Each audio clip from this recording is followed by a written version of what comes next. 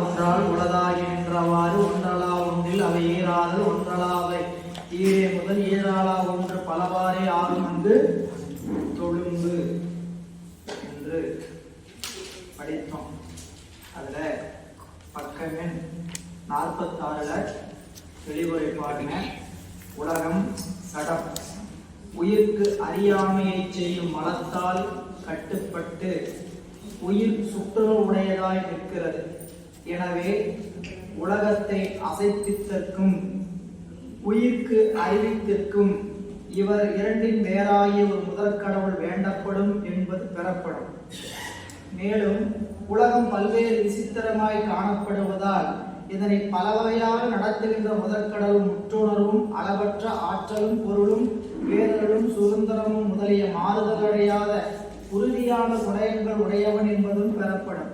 எனவே இத்தன்மைகள் ஆகிய முதற்கடவுள் ஒருவனே ஆதல் அமையுமாவல் அத்தன்மை உடைய கடவுள் பல உண்டு எனக் கொண்டால் அது மிகை என்னும் குற்றமாகும்.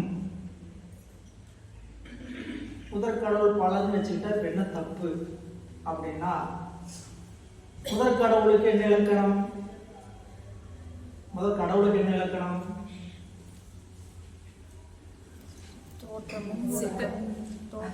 கடவுள்னா என்ன இலக்கணம்?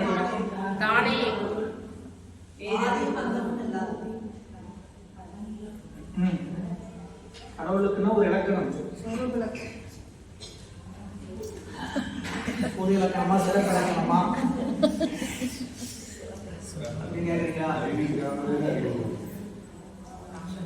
எவர் ஒருவர் பிறப்பிறப்பை காணாதவரே அவரே கடவுள். கடவுளுக்கான அடிப்படை இலக்கணம். பிறப்பிறப்பு இல்லாதவரே கடவுள். மற்றவரெல்லாம் கடவுள் எந்த வகையில் ஏற்றுக்கொள்ள முடியுமா? இப்போ நிறைய கடவுள் இருக்கிறான்னு வச்சுக்குவோம். ஏன் நிறைய கடவுள் ஆனாங்க? இலக்கணம் மாறாதவழி இலக்கியம் மாறுமா? ஒரு பொருளுக்கு இலக்கணம் மாறல, சரிங்களா? அந்த பாட்டில் ஊற்றி வச்சிருந்தாலும் அதுக்கு பேர் தண்ணி தான். அந்த பாட்டில் ஊற்றி வச்சிருந்தாலும் அதுக்கு பேர் தண்ணி தான். ஏன் அதுக்கு தண்ணி எந்த பாட்டில் ஊற்றி வச்சா தண்ணின்னு சொல்றோம்? அதுக்கு என்ன மாறல? இலக்கணம் மாறல. தண்ணீருக்குரிய குளிர்ச்சி இருக்கு. இந்த குடவை எடுத்து வச்சா இது என்னன்னு சொல்லணும்? வெந்நீர். சுடு தண்ணீர் வெந்நீர். ஏன் வெந்நீர் மாறிச்சு? இலக்கணம் மாறிடுச்சு. இலக்கணம் என்ன ஆயிடுச்சு? அது குளிர்ந்த தன்மை அதோடைய இலக்கணம். தண்ணீரோட இலக்கணம் என்ன? குளிர்ச்சி. அது இலக்கணமா இருக்குன்னா எல்லா இடத்துலயும் அது பேர் தண்ணீர் தான். அதுக்கு இலக்கணம் என்ன ஆகுது? சூடுன்னு மாறி இலக்கணம் மாறிட்டனால அதுக்கு என்ன ஆயிடுச்சு? வெந்நீர் மாறி. இலக்கணம் மாறாதபடி இலக்கியம் மாறாது. அப்போ கடவுள் தன்மை உடையவங்க பலர்னு சொன்னா ஏன் பலர் ஆக வேண்டிய அவசியம் தேவைப்படுது இல்லையா? இவருக்கும் அதே இலக்கணம், இவருக்கு அதே இலக்கணம். சந்தைக்கு போனோம், தக்காளி பார்த்தோம், 10 கூறு போட்டு வச்சிருக்கிறாங்க. 10 கூறுலையும் இந்த கூறு 40 ரூபா வாங்குறாங்க, அந்த கூறு 50 ரூபா வாங்குறாங்க, இந்த கூறு 30 ரூபா வாங்குறாங்க. போனோன்னு என்ன பண்றோம்? 50 ரூபா கூறு எடுத்துட்டு வா. ஏன் 30 ரூபா கூரை உட்காந்து அறுத்துக்கிட்டு இருக்குது, சின்ன சின்ன வெட்டிக்கிட்டு இருக்கிறது. தக்காளி பெருசு வந்து பட்டு 4 வெட்டு வெட்டணும், வேலை முடிஞ்சு போச்சு. கூறு பிரிச்சு வச்சுக்கிறது. இலக்கணம் மாறிடுச்சு. இது சின்னதா இருக்குது, இது மீடியமா இருக்குது, இது பெருசா இருக்குது. இலக்கணம் மாறிடுச்சு, அதனால பிரிக்கப்படுது. இல்லைங்களா? அப்ப அதை வச்சு சொல்றாரு முனிவர், இலக்கணம் மாறாத வழி இலக்கியம் மாறாது. ஏன் பல பேர் கடவுள் என்று சொல்ல வேண்டிய அவசியம் ஏன் வந்துச்சு? அப்ப கடவுள் தன்மை அவங்களுக்கு இல்லாத தன்மையை கொண்டு வந்து இருக்குன்னு ஏன் சொல்லிட்டு இருக்கிறீங்க அப்படிங்கிறதா இங்க மறுப்பு. கடவுளுக்குரிய தன்மையை சொல்றார். உலகம் சடம், உலகம் அறியாமையை செய்யும். அதெல்லாம் நம்ம படிச்சதுதான், கோர்வையா நினைச்சுட்டே வாங்க. உலகம் சடம், உலகம் உயிருக்கு அறியாமையை செய்யும். மலத்தால் கட்டுப்பட்டு உயிர் சுற்றுணர்வுடையதாய் நிற்கிறது. இப்ப நம்ம நிலம் என்ன? மலத்தால் கட்டுப்பட்டு எல்லா பொருளையும் சுற்றி அறிகிற நிலைமையில தான் நம்ம நிக்கிறோம். அப்படி எனவே உலகத்தை அசைப்பித்தற்கும் தொழில்படுத்துவதற்கும் அறிவித்தற்கும், இந்த உலகம் என்பது உயிரை தொழில்படுத்துவதற்கும் அறிவிப்பதற்கு யார் தேவைப்படுறாங்க? இவ்விரண்டின் வேறாகிய ஒரு முதற் கடவுள் வேண்டும் என்பது பெறப்படும். இவ்விரண்டின் வேறாகிய இவ்விரண்டின் வேறாகிய உலகத்தையும் உயிருக்கும் வேறாகிய ஒருவன் வேணும். இந்த ரெண்டையும் செயல்படுத்தி அறிவிக்கணும். அந்த உயிரை செயல்படுத்தணும். உலகத்தை செயல்படுத்துறதுக்கும் உயிருக்கு அறிவிக்கிறதுக்கு யார் தேவை? அதுக்கு அந்த ரெண்டுக்கு வேற ஒருத்தர் வேணும் இல்ல. அந்த ரெண்டில் வேறாக ஒருவன் தேவைப்படும். மேலும் உலகம் பல்வேறு விசித்திரமாய் காணப்படுவதால் பல்வேறு விசித்திரமா தான் இருக்குது. ஒண்ணுமே புரியல, உலகத்தில என்னமோ நடக்குது, மர்மமா இருக்குதுங்கிறதான் விசித்திரம். விசித்திரங்கள் என்ன கேட்டீங்கன்னா அதுதான் ஒண்ணுமே புரியல உலகத்துல. அதான் விசித்திரம். என்ன கேட்டீங்கன்னா நம்மளால புரிஞ்சுக்க முடியாத அளவுக்கு இல்லை அந்த உலகம். சரிங்களா? நாம நினைக்கிறதோட நடக்கிறது ஒன்னாலும் இருந்துகிட்டே தான் இருக்கும். அதுதான் அந்த உலகத்தோட லட்சணம். ஏன் இப்படி நடக்குதுன்னா ஏன் இப்படியே நமக்கே நடக்குது நினைக்கிறோம். நம்ம போய் அடுத்தவங்க கேட்டால் அவங்களே இதே சொல்லுவாங்க. சரிங்களா? புலம்பல் என்பது மாறி இருக்குமே தவிர புலம்பல் மாறாது. புலம்பல் மாறி இருக்குமே தவிர புலம்பல் மாறாது. ஏன்னு கேட்டீங்கன்னா உலகத்தோட லட்சணம் அப்படி. அதனால இந்த 6 கோடி மாயா சக்திகள் வேறு வேறு தம் மாயைகள் அதி விசித்திரமான உலகத்துல இதனை பல வகையாக நடத்துகின்ற முதற்கடவுள் எப்படி இருக்கணும்? ஒரு வேலை வச்சு வேலை வாங்குறாரு. சரிங்களா? அவர் எப்படிப்பட்டவராக இருக்கணும்? பொறுமை இருக்கணும். சரிங்களா? பொறுமையில ஒரு பேர் வச்சு வேலை வாங்க முடியுமா? நினைச்சுக்கலாம் கோவப்பட்டு நினைச்சுக்க நீயாச்சு நீயாச்சு போயிட்டே இருக்கிறையா போயா, இங்க இல்லைன்னா அங்க, அங்க இல்லைன்னா இங்க, எங்களுக்கு என்ன இடமா இல்லை. அப்ப என்ன பண்ணணும்? எதையாவது பண்ணி அப்பப்ப தாஜாலாம் பண்ணி பூஸ்டப் பண்ணி நீ ரொம்ப நல்லா இந்த மாதிரி யாரு வேலை செய்ய முடியும் அப்படின்னு என்ன பண்ணணும்? அவனுக்கு இப்படிதான் உலகம் இருக்கு. சரிங்களா? அப்போ ஒரு வேலையை இயக்கக்கூடியவர் அந்த வேலையை புத்திசாலித்தனமா இயக்கணும். அதை பத்தி முழுசும் தெரிஞ்சிருக்கணும். அங்க அங்க அந்த வேலையை வாங்குறவங்ககிட்ட மேல கருணை இருக்கணும். இது எல்லாம் உடையவன் தான் இறைவன். எல்லாம் ஒரு சேர பேரருள், முற்றுணர்வு, இயற்கை உடையவன், சரிங்களா, தூய அறிவினன் என்று இறைவனுக்கான 8 குணங்கள் உண்டு. இந்த 8 குணங்களும் உடைமையினால தான் அவன் என்ன சொல்லப்படலாம்? முதல்வன், அவன் ஒருவன் தான் அப்படின்னு சொல்ற. இவரை பல வகையாக நடத்துகின்ற முதற் கடவுள் முற்றுணர்வும் அளவற்ற ஆற்றலும் பேரருளும் சுதந்திரமும் முதலிய மாறுதல் அடையாத உறுதியான குணங்கள் உடையவன் என்பதும் பெறப்படும். இந்த குணங்கள்லாம் நம்மளுக்கு இருக்கும். என்னதுங்க? அன்பு, அந்த இயற்கை உணர்வு நம்மளுக்கு இந்த அந்த 8 குணங்கள் ஏதோ ஒன்று இருக்கும். அந்த 1 குணமும் என்னாகுன்னு கேட்டீங்கன்னா உறுதியா இருக்காது, மாறுதல் தன்மை அடையும். எனக்கு அருள் எல்லா உயிர்மையிலும் எனக்கு அருள் இருக்குது. அது அருமையானதுங்க, அன்பு இருக்கு. நம்மளை சுற்றி இருக்கிறவங்க மட்டும் நம்மளுக்கு தெரிஞ்சவங்க மட்டும் வச்சா அதுக்கு பேரு அன்பு. சரிங்களா? எல்லா உயிர்களையும் வச்சா அதுக்கு பேரு அருள். நம்மளுக்கு வந்துடும். எப்போ சைவ சமயத்தில் பயணிச்சுன்னா தொடர்ச்சியா இருக்குமான்னு கேட்டா இருக்காது. ஒரு கொசு கடிக்கும் போது தான் தெரியும் பேரருள் எந்த இடத்துல லட்சணத்துல இருக்குது. நம்ம பேரருள் அப்படி. சரிங்களா? பேசலாம் இப்படி இப்படி இப்படி இப்படின்னு சொல்லிட்டு இருக்கிறதுக்குன்னா நம்ம என்ன அவ்வளவுதான் நம்ம அருள். சரிங்களா? எனவே அது சொல்றார், அளவற்ற ஆற்றலும் பேரருளும் சுதந்திரமும் முதலிய மாறுதல் அடையாத உறுதியான குணங்கள் உடையவன் என்பது பெறப்படும். எனவே இத்தன்மையனாகிய முதற்கடவுள் ஒருவனே ஆதல் அமையும். ஆகலின் அத்தன்மை உடைய கடவுளர் பலருந்து எனக் கொண்டார் அது மிக எனும் குற்றமாகும். இலக்கணத்துள் ஒருவாற்றாலும் வேற்றுமை இல்லாத இடத்து இலக்கணத்தை உடைய இலக்கியம் ஒன்றாதலே அன்றி பல ஆதல் செல்லாது. இலக்கணம் மாறாத வழி இலக்கியம் மாறுதலானதுக்கு வேற காரணம் தேவையில்லை. பல ஆயின் இலக்கணத்தில் வேற்றுமை இருக்க வேண்டும். அந்த பொருள் பலன்னு சொல்லிட்டாவே என்ன ஆயிடணும்? இலக்கணத்துல வேற்றுமை இருக்க வேண்டும். இக்கருத்து பற்றியே சங்கரிக்கும் இலக்கணத்தை உடைய கர்த்தா ஒருவனை உலகிற்கு முதல்வன் அன்றி அந்த இலக்கணம் இல்லாத பலர் முதல்வர் ஆவது செல்லார். எனவேதான் ஒன்றலா ஒன்று என வரையறுத்து கூறினார். அவனை தவிர வேறு ஒன்று அன்று, ஒன்றலா அன்று அப்படிங்கிறது அவன் ஒருத்தன் தான். அனிவாசம் ரொம்ப எளிமையா சொன்னான், ஒருவன் என்னும் ஒருவன் காண்க. அவன் மட்டும்தான், அவனுக்கு ஒப்பு யாரு? அவன் மட்டும்தான். அப்படின்னா அவனுக்கு ஒப்பு யாருங்கிற அவன் மட்டும்தான். பெருமையால் தம்மை ஒப்பார், பெருமையால் தம்மை ஒப்பார். அவருக்கு அவர்தான் தனக்கு உண்மை இல்லாதான். அவர் யாரு இல்ல, தனக்கு உண்மை இல்லாதவன் அப்படிப்பட்ட அதை சொல்றார் இங்க. இந்த நம்மளுடைய கதைக்கு வந்துருவோம்.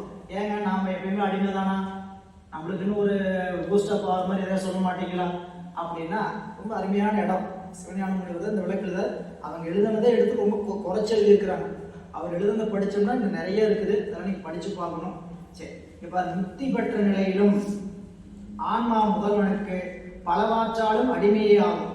இவ்வாறு கூறுவதற்கு காரணங்கள் வருமாறு: இருள் நீங்கிய பின்னும் கண்ணுக்கு காணும் செயல் சூரியன் உதவியினாலேயே நிகழும். அவ்வாறே மலம் நீங்கிய பிறகும் ஆன்மாவுக்கு பேரின்பத்தில் ஒரு செயல் சிவபெருமானின் உதவியாலேயே.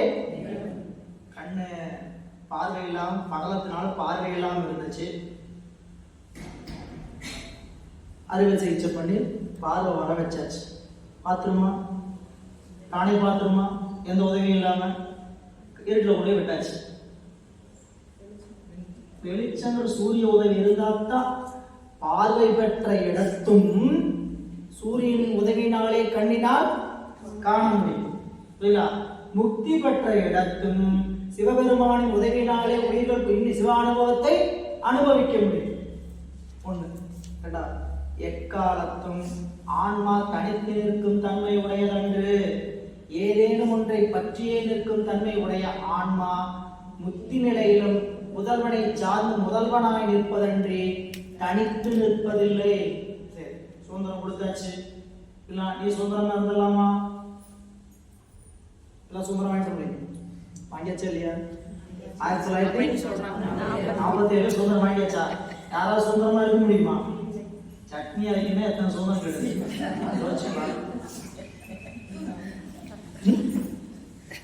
பச்சை அடிக்கிறதா வெள்ளை அரைக்கிறதா? தினமும் இதே வெள்ளை தானா? உனக்கு பிடிக்குது இதே தான் அரைச்சாச்சு வெள்ளையா? நீ எத்தனை சுதந்திரம் இருக்குது. சரி, போய் நம்ம சுதந்திரம் ஒன்று கேட்டு வாங்கி வாங்கி வாங்கி செஞ்சிட முடியுமா? ஒரு பர்மிஷன் போடணும். பெண்களுக்கு மட்டும் நினைக்கூடாது, ஆண்களுக்கும் நிலை. பெண்களுக்கு அது அதிகப்படி இல்ல, ஆண்களுக்கு அதுதான். புரியல? ஒரு வேலைக்கு போறாரு, நான் சுதந்திரமா இருக்கிறேன், திருவனந்தபுரம் போய் நான் சுதந்திரம் பெற்றாச்சு, என் சுதந்திரத்துக்கு உள்ள இருக்க முடியுமா? முதலாளி சொல்றபடி தான் இருக்கணும். சரியா? நீ உன் சுதந்திரத்துக்கு உன் வீட்டுல இருந்துக்குப்பா. சரிங்களா? எங்கேயும் சுதந்திரமா இருக்கக்கூடாது. சுதந்திரமா இருக்கிற சுதந்திரம் என்பது உண்மையிலேயே சுதந்திரங்கிறத பெரும்பாலும் நம்ம என்ன நினைச்சுக்கோங்க கேட்டீங்கன்னா, எந்த தீய பழக்கத்துக்கும் கட்டுப்படாமல் இருப்பதே சுதந்திரம். சுதந்திரம்னா நான் எந்த தீய வழிக்கும் அடிமையாக மாட்டேன், அதுதான் உண்மையான சுதந்திரம்.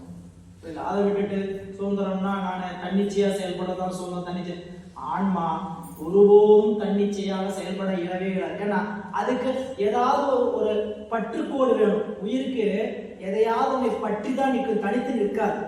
இப்ப எதை பற்றி நிற்குது? உலகத்தை பற்றி நிற்குது, உடம்பை பற்றி நிற்குது. இப்ப இதுக்கு எது ஆதாரம்? மாயை ஆதாரம். உயிருக்கு எது ஆதாரம்?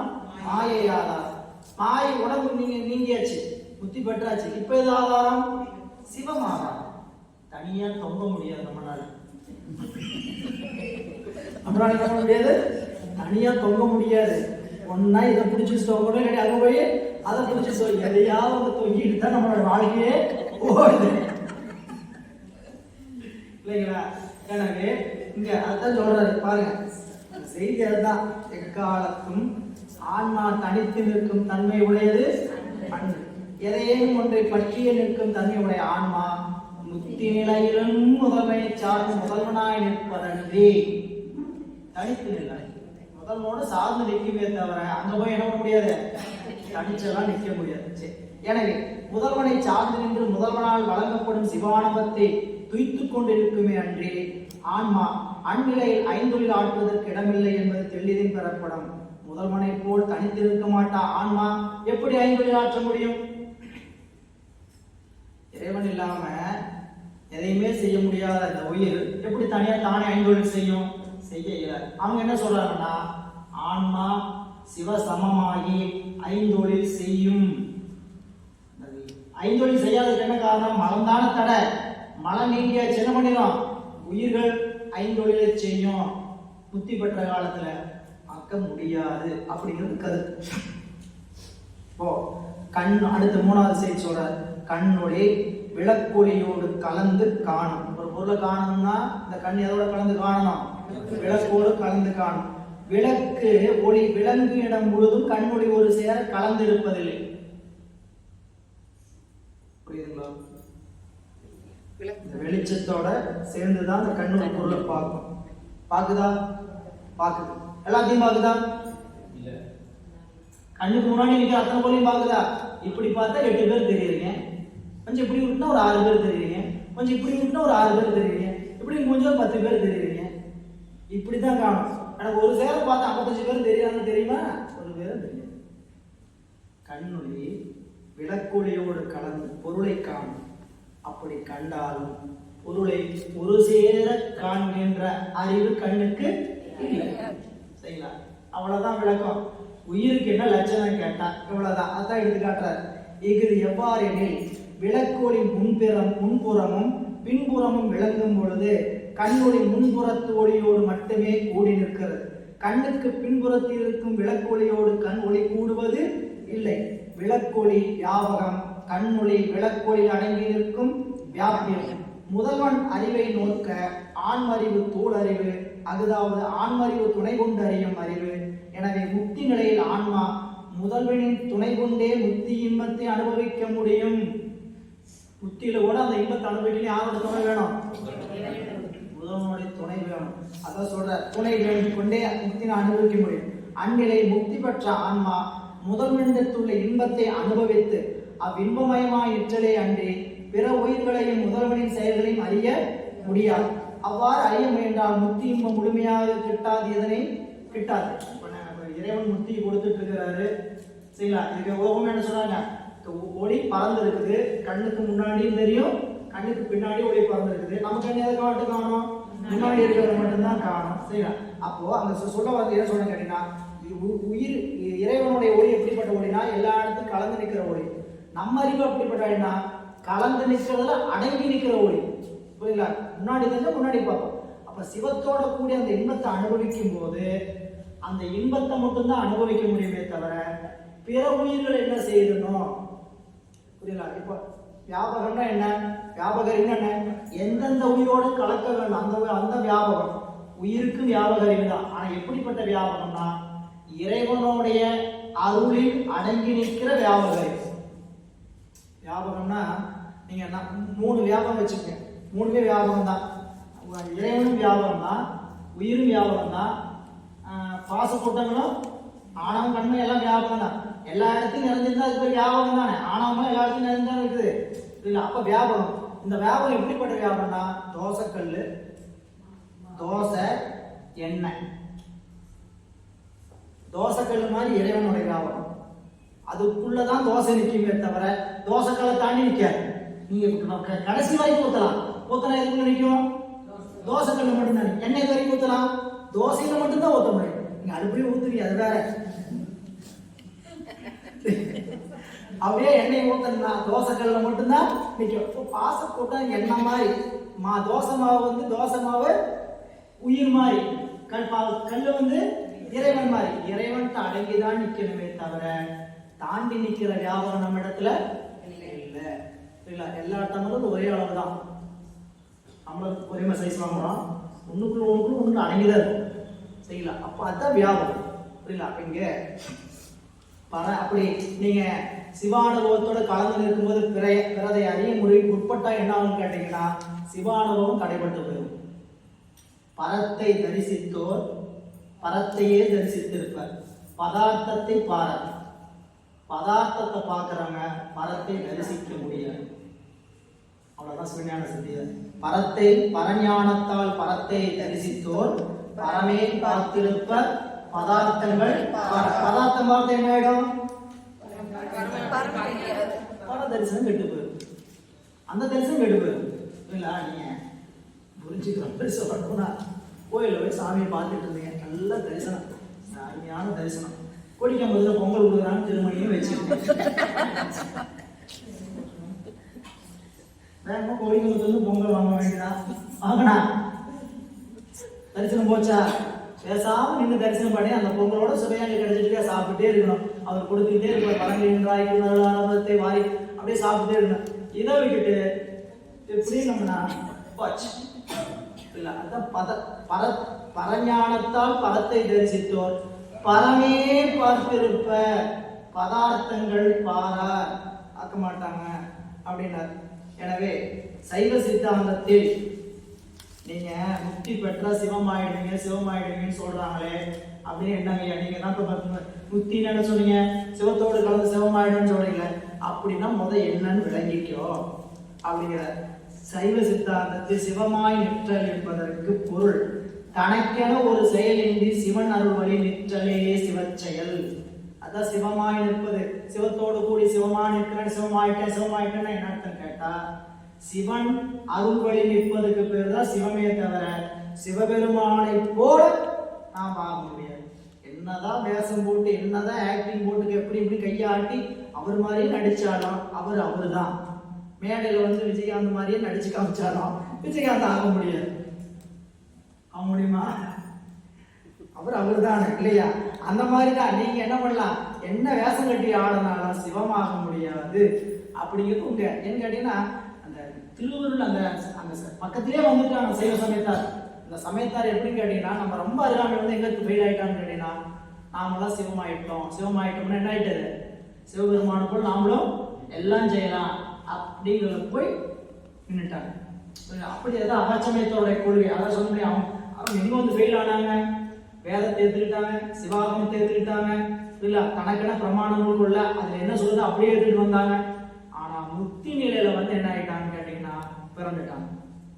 இது முக்தி, இப்படிப்பட்ட முக்தி அப்படின்னு சொல்லிட்டாங்க. எனவே இங்க முக்தி நிலையில் ஆன்மா ஐந்தொழில் ஆன்மா, முக்தி நிலையில் ஆன்மா ஐந்தொழில் ஆற்றும் என்னும் கொள்கை எந்த வகையிலும் பொருந்துமாறு இல்லை என்பதை நாம் தெளிவாக புரிந்து கொள்ள வேண்டும். இதுகாரும் ஆய்வு செய்திருந்து சிவபெருமான் ஒருவனே கடவுள், வேறு எவரும் கடவுளாக மாட்டார் என்பது தெளிதில் பெறப்படும். சிவஞான சித்தியார்ல படிச்சீங்கன்னா அதுல 11ஆம் வகுப்பால 10வது பாடல் சொல்லுவார். அதாவது 319வது பாடல், உம்பர் பிரான் உற்பத்தி ஆதிகளுக்கே உரியன், உயிர்தானும் சிவானுவம் ஒன்றினுக்கே உரியது. சிவஞான சித்தியார்ல 319 கபுத்தம்.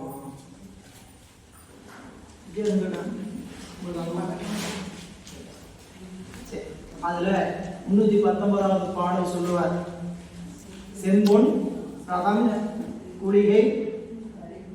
ஆமா, அது கடைசியில சொல்ல வந்த சேர்ந்து கடைசி இருக்கக்கூடிய 2 வரிகள் என்ன சொல்றாரு பாத்தீங்கன்னா, உம்பர் பிரான் உற்பத்தி ஆதிகளுக்கு உரியன். யாருங்க? சிவபெருமான். சிவபெருமான் ஐந்தொழில் செய்வதற்கு உரியன். ஆன்மாவுக்கு உயிர் கெட்ட லட்சணையான்னு கேட்டா, உயிர் தானும் சிவானுபவம் ஒன்றினுக்கே உரி. உயிர் கெட்ட லட்சணத்துக்கு சிவானுபவத்தை அனுபவிக்கிறதுக்கு மட்டும்தான் உரிமை இருக்கே தவிர வேற எதை செய்வதற்கும் சிவா உயிர்களுக்கு அனுமதி கிடையாது, தகுதி கிடையாது. இதெல்லாம் ஏன்னு கேட்டீங்கன்னா, இந்த நானே பிரம்மம், நானே எல்லாம் செய்து விடுவேன் அப்படிங்கிற ஒரு கூட்டம் தான் பெரிய கூட்டம். ஏகான்மவாதிகள், மாயாவாதிகள் அப்படின்னு சங்கரர் சொல்லி பகுத்து விட்டு போன சமயம். அதனால இங்க பலவாறு மறுத்து இந்த முதல் நூற்பாவுல உலகம் முத்தொழில்படும், முத்தொழில்படுகின்றதற்கு வினை முதல்வன் ஒரு வேண்டும். அந்த கர்த்தா சிவபெருமானே, அந்த சிவபெருமான் பலர் அல்ல, ஒருவரே. இல்ல இதுதான் சூத்திரத்தோட கருத்து முடிஞ்சிச்சா? அவன் அவளதேனும் அவை மூவினமையும் தோற்றிய எதிரியை ஒடுங்கி மலர்த்துவதாம் அந்த மாதிரியின் மனார்பவர் என்பது சூத்திரம். சூத்திரம் எண்ணுதலைச்சுவையின் சங்காரகாரனாய் உள்ள முதலையே முதலாக உடைத்து உலகம் என்பது உணர்த்துதல். இந்த உலகத்துக்கு முதல் கடவுள் யாருங்க? சங்கார கடவுள். அதுல வந்த தடை விடைகளை எல்லாம் கொடுத்து உலகம் உள்பொருள், உலகம் முத்தொழில்படும், அது உள்பொருள். அந்த உள்பொருள் முத்தொழில்படுவதற்கு ஒரு வினை முதல் வேண்டும். அந்த வினை முதல் சங்காரக்காரன், அந்த சங்காரக்காரன் சிவபெருமான் ஒருவனே என்று இந்த முதல் நூற்பாவை நிறைவு செய்யற. பக்கத்துல பாரு, 48வது பக்கத்துல இந்த சூத்திரத்தில் நிறுவப்படும் கொள்கைகள் உலகம் பொருள், தன்மையுடையது, உலகம் செய்வோன் ஒருவனை உடையது, உலகத்தை முத்தொழில்படுத்துபவன் சங்கார காரணனே, சங்கார காரணன் ஆகிய சிவபெருமான் ஒருவனே கடவுள், கடவுள் ஆவார். ஆமாங்க நண்பர்களே, நீங்க இப்ப நூற்பா முழுக்க புரியலையா? முதல் நூற்பா என்னங்க சொல்லுது அப்படின்னு கேட்டா, உலகம் முத்தொழில்படும். அது முத்தொழில்படுவதற்கு ஒரு கருத்தா, அந்த கருத்தா சங்கார காரணம் பலர்ல ஒருவர். முதல் சூத்திர பத்தி எழுதிருவீங்கல்ல, இரண்டாம் நூற்பா என்னம்மா நல்லா கோபம் சரி. இரண்டாம் நூற்பா இரண்டாம் சூத்திரம் அவையே தானேயாய் இருவினையின் போக்குவரவு புரிய ஆணையின் நீக்கமின்றே நிற்கும் அன்றே. நுற்பா என்பது சூத்திரம். எண்ணுதலிற்றோ எனின் உணர்வுற்பவம் வருமாறு உணர்த்துதல் நுதலிற்று. இந்த உலகத்தை மீள தோற்றுவிக்கின்ற முறைமையை சொல்லுவது இரண்டாம் நூற்பா. இப்ப முதல் நூற்பாவுக்கு இரண்டாம் நூற்பாவுக்கு என்ன சம்பந்தம்? ஏன் ரெண்டு இப்போ நீங்க என்னத்தை என்னத்தை பத்தி படிக்க ஆரம்பிச்சிருக்கிறோம்?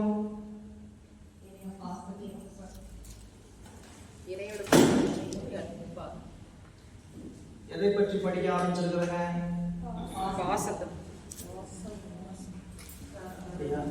சிவஞான போதம் நூல் என்ன சொல்லுகிறது?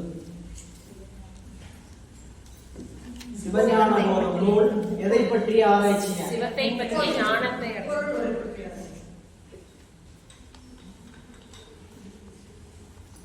ஸ்டாண்டர்டான வாக்கியம். சிவாகமங்களில் 4 பாதங்கள். சிவாகமத்துல 4 பாதம்: சரியை, கிரியை, யோகம், ஞானம். அதில் ஞான பாதத்தில் உள்ள பதிபசு பாசம் என்கின்ற முப்பொருளை பற்றிய ஆராய்ச்சிக்குரியது சிவஞான போதம். பதிபசு பாசத்தை பத்தி ஆராய்ச்சி. இப்போ முதல் நூற்பாவில் எதை பத்தி சொல்லி இருக்கிறாருங்க? பதியை பத்தி சொல்லி இருக்கிறாரு. சரி, அடுத்து என்ன சொல்லணும்? எப்படி பாஸ் சொல்லலாம்? எப்படி பாசத்தை சொல்லலாம்? நீங்க பசுதானே சொல்லணும். ஏன் பாசத்தை சொன்னீங்க? உங்களுக்கு யாருக்கு நம்மளுக்கு யாருக்கு கேள்வி விட தெரியுமா? அவர் தான் விட தெரிஞ்சே நம்மளுக்கு எழுதி வச்சுட்டு போனார். அவர் இல்லைன்னா இரண்டாம் நூற்பா ஏன் பாச உண்மை சொல்லப்பட்டது நம்மளுக்கு தெரியாது. சரிங்களா? வரிசை என்ன? பதியை சொன்னா பசு சொல்லணும், பசு சொன்னா பாச சொன்னா அப்படிதான் கூட்டிட்டு போனோம்.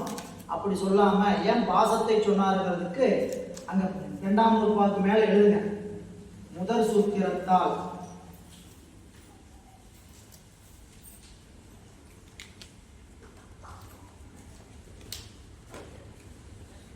முதல் சூத்திரத்தால்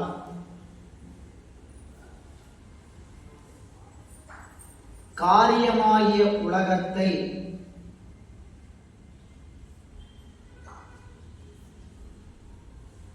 கொண்டு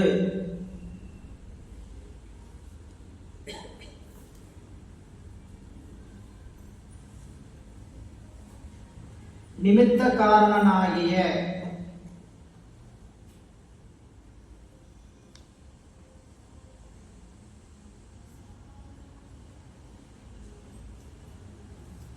கடவுள்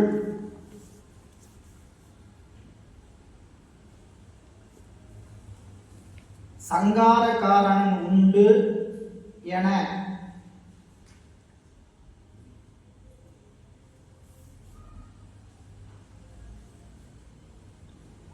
கூறிய இடத்து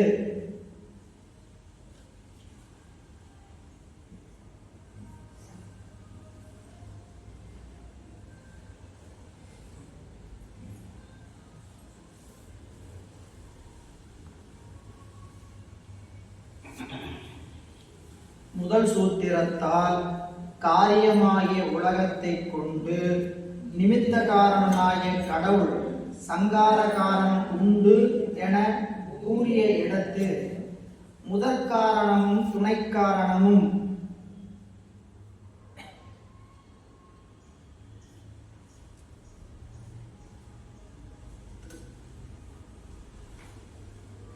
முதற் காரணமும் துணை காரணமும் யாதோ என்ற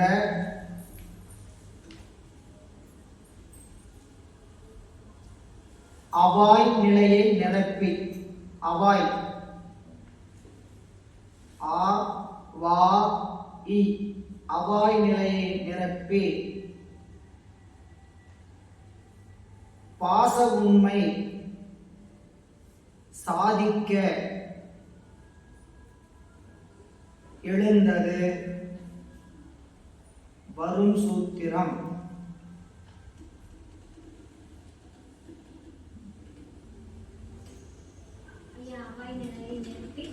பாச உண்மை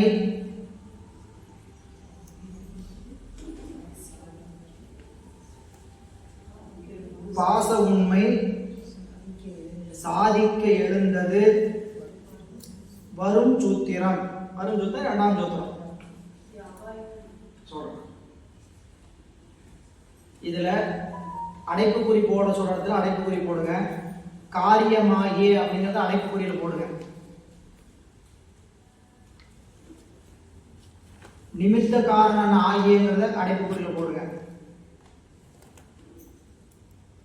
சங்கார காரணங்கிறத அடைப்புக்குறியில போடுங்க. 3 அடைப்புக்குறி போட்டுருங்க. இப்போ அடைப்புக்குறி இல்லாம சொன்ன வாக்கியத்தை படிங்க.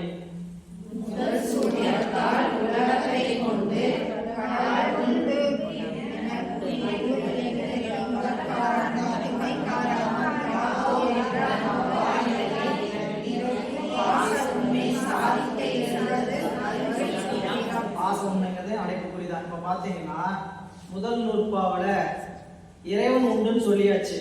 இந்த உலகம் காரியப்படுவதற்கு யார் தேவை? இறைவன் தேவை. அப்ப இறைவன் ஒரு காரியம் தோன்றணும்னா எத்தனை காரணம் தேவை படிச்சோம்? 3 காரணம். முதல் காரணம், துணை காரணம், நிமித்த காரணம். 3 காரணம் வேண்டும். இறைவன் என்ன காரணம்? எப்படி நிமித்த காரணம் முடிவு பண்ணோம்?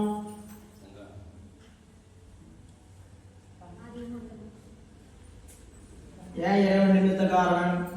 அவனை துணை காரணம் வேணாம், அவனை முதல் காரணம் சொன்னாதான் நல்லா இருக்குது, டீசெண்டா இருக்குது. பெருமையா இருக்குது என்ன? இறைவன் தானே முதல் காரணம் சொன்னா நல்லா இருக்குது. இந்த உலகத்துக்கு முதல் அவன் தான் முதல் காரணம் அப்படின்னு சொல்றது நல்லா இருக்குதா? அவனை நிமித்த காரணம் துணை காரணம் சொல்லி இப்படி சொல்றது நல்லா இருக்கா? ஏன் நிமித்த காரணம் சொன்னாரு?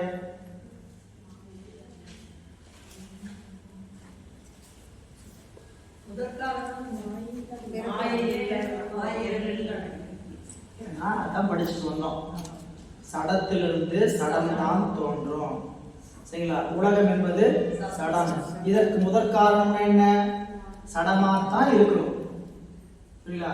சரி, இறைவனை நிமித்த காரணம் சொல்றதுக்கு என்ன காரணம்? அது என்ன செய்ய அப்படி வச்சாங்க? நிமித்தம் என்பது ஏதாவது ஒன்றின் பொருட்டு செய்வதனால் அதற்கு பெயர் நிமித்தம். நிமித்தம்னா என்ன நிமித்தமா வந்தீங்கம்மா? என்ன நிமித்தமா வந்தீங்க? நிமித்தங்கள் என்ன? ஏதாவது ஒரு காரணத்தின் பொருட்டு செஞ்சால் போயிடுங்க நிமித்தன். குயவன் குடத்தை வணைகின்றான், அவன் யாரு? நிமித்த காரணம். நீங்கள் எதுக்காக குடத்தை வணைகிறான்? குடம் ஏன் செய்யறான்? அவன் நிமித்த காரணம். குயவன் சம்பாதிச்சு சாப்பிடுறான், வயிற்று போல போடணுமே, புரியல? அது நிமித்தம் தானே. வாழ்வாதாரத்தின் நிமித்தத்துக்கு காரணமா என்ன பண்றான்? குடம் செய்யறான். அதனால அவன் நிமித்த காரணம். சிவன் என்ன நிமித்த காரணம்?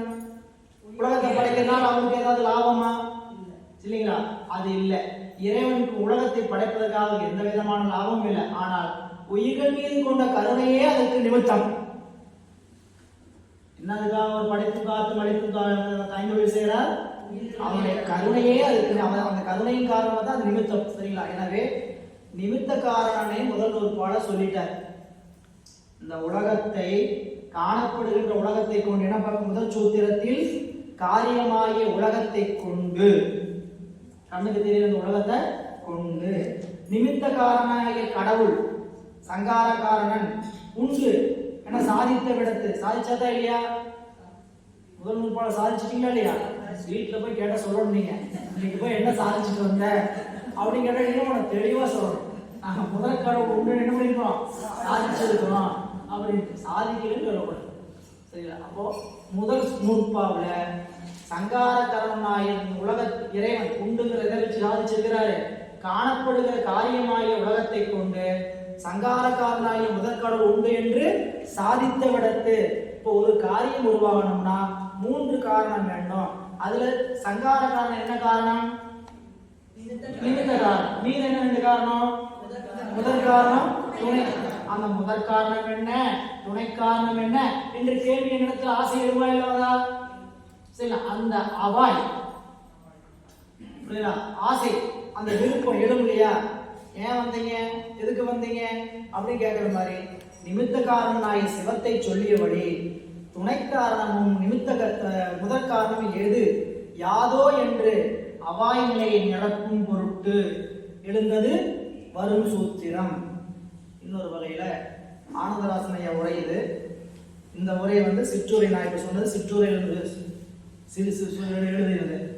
ஆனந்தராசனைய உரை இன்னும் கொஞ்சம் புரியக்கூடிய அளவுக்கு, அதாவது எளிமையாலும் புரியறதுக்கு எழுதியிருக்கிறார். அந்த உரையும் கொஞ்சம் எழுதிருக்கீங்க, ஆனந்தராசனைய உரையும் போட்டு எழுதிருக்கேன். உலகம்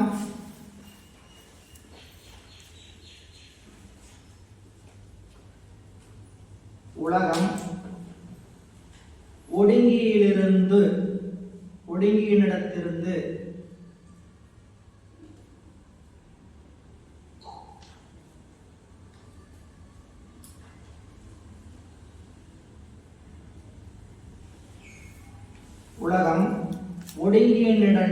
ஒடுங்கினிடத்து சூக்குமமாய்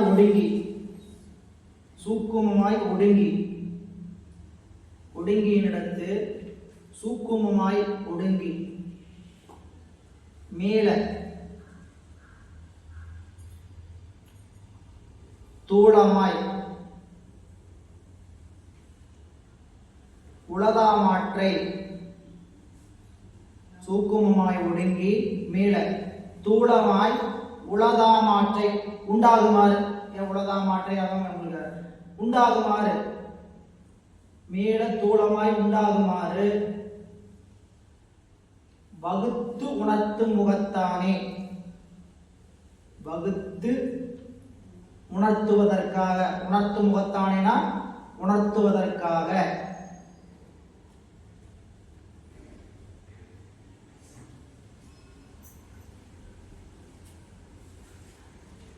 அவன் அவள் அது என தொகுத்து கூறியவற்றை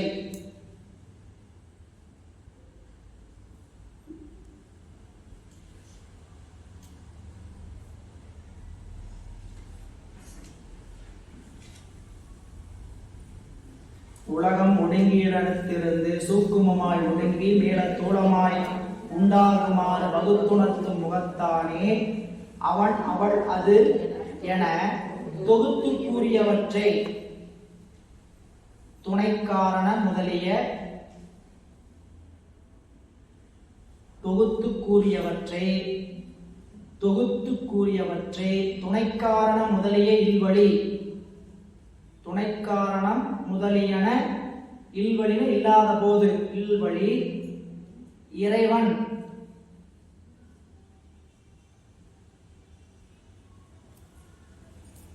உலகிற்கு நிமித்த காரண ஆதல்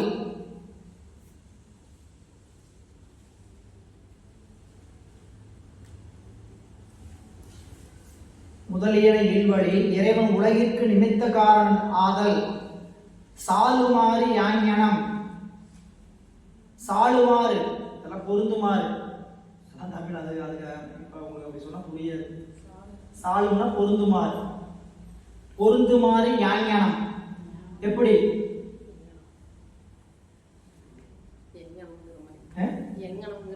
எஞ்ஞனம் யாஞனம்,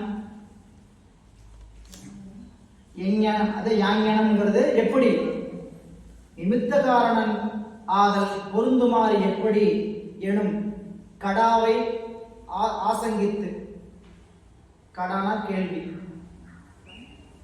நீங்க கடானா ஏதாவது கடா நினைச்சுக்காதீங்க.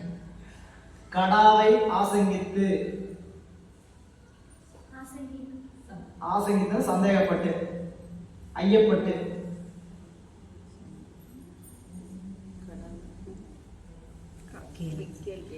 ஆசங்கித்து அவற்றது உண்மைக்கு அனுமான பிரமாணம் உணர்த்துதல்.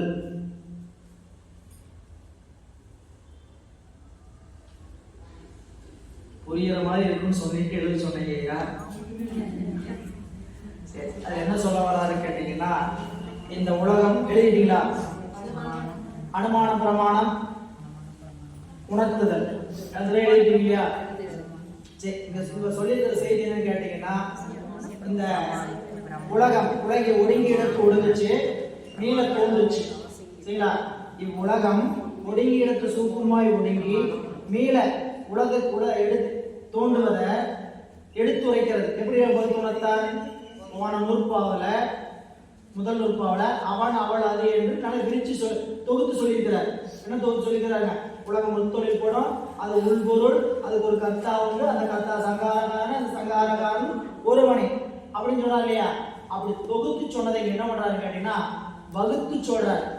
எப்படி இந்த உலகம் உள்பொருள், இந்த உலகம் எப்படி முத்தொழில் போடும் அப்படின்னு காரியம் அதாவது எப்படின்னு கேட்டீங்கன்னா சாலுமாறுனா எப்போ நிமித்த காரணம் இருக்கிறானோ அப்ப என்ன காரணம் இருக்கணும்?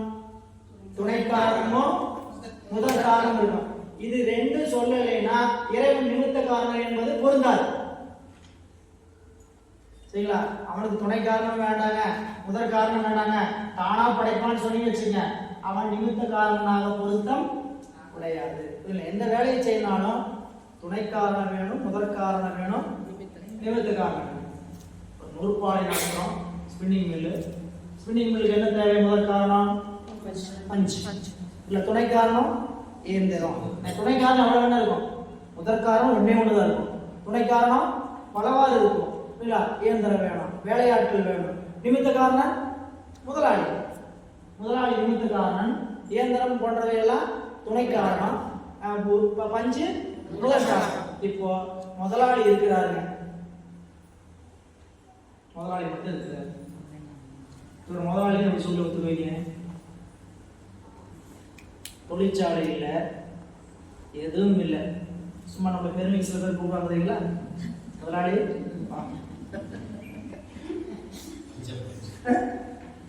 முதலாளின்னு சொன்னா முதலாளியா இருக்கு என்ன தகுதி இருக்கணும்? அவருக்கு ஒரு தொழிற்சாலை இருக்கணும், தொழிற்சாலையில் பணிபுரிகிற பணியாட்கள் இருக்கணும். இத்தனை இருந்தா தானே ஒரு முதலாளி. அது எந்த தொழிலாளருக்கு என்ன வேலையா இருக்கணும்? அவன் முதலாளினா என்ன? நிமித்த காரணம். இல்ல நிமித்த காரணம் இருக்கா கண்டிப்பா என்ன இருக்கணும்? துணை காரணமும். இது ரெண்டு இல்லைன்னா இது நிமித்த காரணம். முதலாளி சொல்றது இல்லையா? அதை சொல்றாரு. துணை காரணமும் முதற் காரணம் இல்லாதபடி சாடுமாறி ஆங்கனம் எப்படியா நிமித்த காரணம் பொருந்துவான் அப்படின்னு கேட்டதுக்கு அதை இப்ப சொல்ற இந்த நூற்பாளி ஏன் பசுவை நேரடியா சொல்லாம உயிரை சொல்லாம எடுத்தோன்னு ஏன் துணைய பாசத்தை சொல்றேன்னு கேட்டீங்கன்னா, முதலாளியாக இறைவன் நிமித்த காரணா இருக்கணும்னா துணை காரணத்தையும் முதல் காரணத்தையும் முதல் சொன்னாதான் அவர் நிமித்த காரணத்தையும் என்ன பண்ணணும்? சாதிக்கணும். இல்ல இது எல்லாமே நூற்பாவுக்குள்ள மறைஞ்சு. அது மட்டும் இல்ல, முதல் நூற்பாவுக்குள்ளேயே இத்தனைக்கும் விட இருக்குது. ஒரு நூற்பாவை எடுத்தீங்கன்னா நம்மளுடைய மெய்கண்டார் எப்படி பண்ணிட்டானா, முதல் நூற்பா எடுத்தீங்கன்னா அது என்ன உண்மையை சொல்ல வந்தது? முதல் நூற்பா எதுவும் சொல்ல வந்ததுங்க?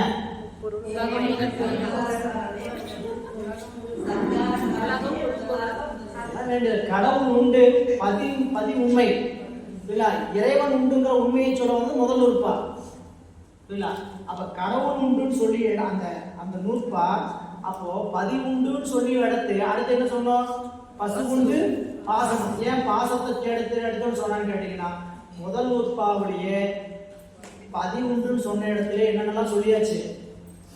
பசு உண்டுன்னு சொல்லியாச்சு, பாசம் உண்டுன்னு சொல்லியாச்சு. இது ஏதாவது கிடைக்காம இருக்கிற முதல் நூற்பாவில நீங்க ஒரு ஆபிட் முதல் நூற்பாவை படிங்க. அவன் அவளது வேணும் அப்படின்னு கூட என்ன ஆயிடுச்சு? பசு வந்துச்சா இல்லையா? உயிர்கள் வந்துச்சு இல்லைங்களா? ஏனும் அவை ஊர்வினை தோற்றிய விதியை ஒடுங்கி மனத்துள்ளதாம் மனம் வந்துருச்சா, பாசம் வந்துருச்சா? அடுத்தது அந்த மாதிரி என்னன்னா உள்ளவர் பதி வந்துருச்சு. ஒரு நூற்பால் நினைக்காதீங்க, 12 நூற்பாவுலையும் மெய்கண்டார் இறைவனை பற்றி விடாம சொல்லிட்டே வருவார். அவர் தான் செயின் லிங்க். 1வது நூற்பா 2வது நூற்பா வரிசை என்ன தொடர்பு போயிட்டே இருக்குன்னு கேட்டீங்கன்னா, இறைவன் தான் தொடர் லிங்க். புரியல? மற்றதெல்லாம் கட்டாய் போகும். இறைவன் மட்டும் என்னவா எல்லா நுட்பாவையும் தொடர்ந்து வந்துகிட்டே இருப்பார். அவ்வளவு நுட்பமாக நமக்கு காட்டுவது மாதவ சிவஞான முனிவர் தான். பாடியும் படிக்கணும், சிற்றுரை படிக்கணும், படிச்சு பார்த்து புரிஞ்சு நீங்க உங்களுக்கு அறிவுக்குள் எட்ட அன்னைக்கு இப்படியும் நமக்கு கொடுத்துருக்கிறார்களே அப்படின்ட்டு நம்ம கசிந்து நிற்போம். அதெல்லாம் நீங்க அந்த நந்த சொல்ல அனுபவிச்சவங்களுக்கு தான் அவருடைய சுவை தெரியும். நீங்க அனுபவிக்கிற அன்னைக்கு அந்த சுவை உங்களுக்கு என்ன பண்ணும்? ரொம்ப காதலிக்க ஆரம்பிச்சிருக்கீங்க. அதை இவ்வளவுதான் இல்லாம நீங்க என்ன பண்ணுவீங்க கேட்டீங்கன்னா, இப்படி ஒரு கேள்வி கேட்டு அந்த கேள்வி மறுப்பதற்கு என்னென்னலாம் எடுத்துக்காட்டி தொடர்பு படுத்தி இப்படி இருந்தா இப்படி இருக்க முடியாது, இப்படி இருந்தா இப்படி இருக்க முடியாது, நமக்கு என்ன சந்தேகம் வரும்னு அவர் சந்தேகத்தை வரவேற்று வேற சமயத்தாரெல்லாம் கேட்ட சந்தேகத்துக்கு விடையும் சொல்லிடுவாரு. நமக்கு அந்த இடத்துல என்ன சந்தேகம் வந்துடும் இடையில சொல்லிடுவாரு. திடீர்னு இந்த சந்தேகம் வரும். அப்படி இப்ப நம்ம இந்த இடத்துல நம்ம சந்தேகம் எழுப்பியிருக்குமா? முதல் உறுப்பாவை படித்து என்ன உறுப்பா வரணும்? பசு தானே வரணும். பாசம் போட்டுருந்தாங்க சொல்லாம வந்து நம்ம என்ன பண்ணிட்டு போவோம்? பசங்க படிச்சுட்டே பாசம் படிச்சுட்டே போவோம். அவர் சொன்ன காரணம் நிமித்த காரணம் இருக்கிற போது துணை காரணமும் முதற் காரணமும் வேண்டப்படும். அதை நிறுவுவதற்காக அடுத்து என்ன பண்ணிட்டாரு? ஒன்று.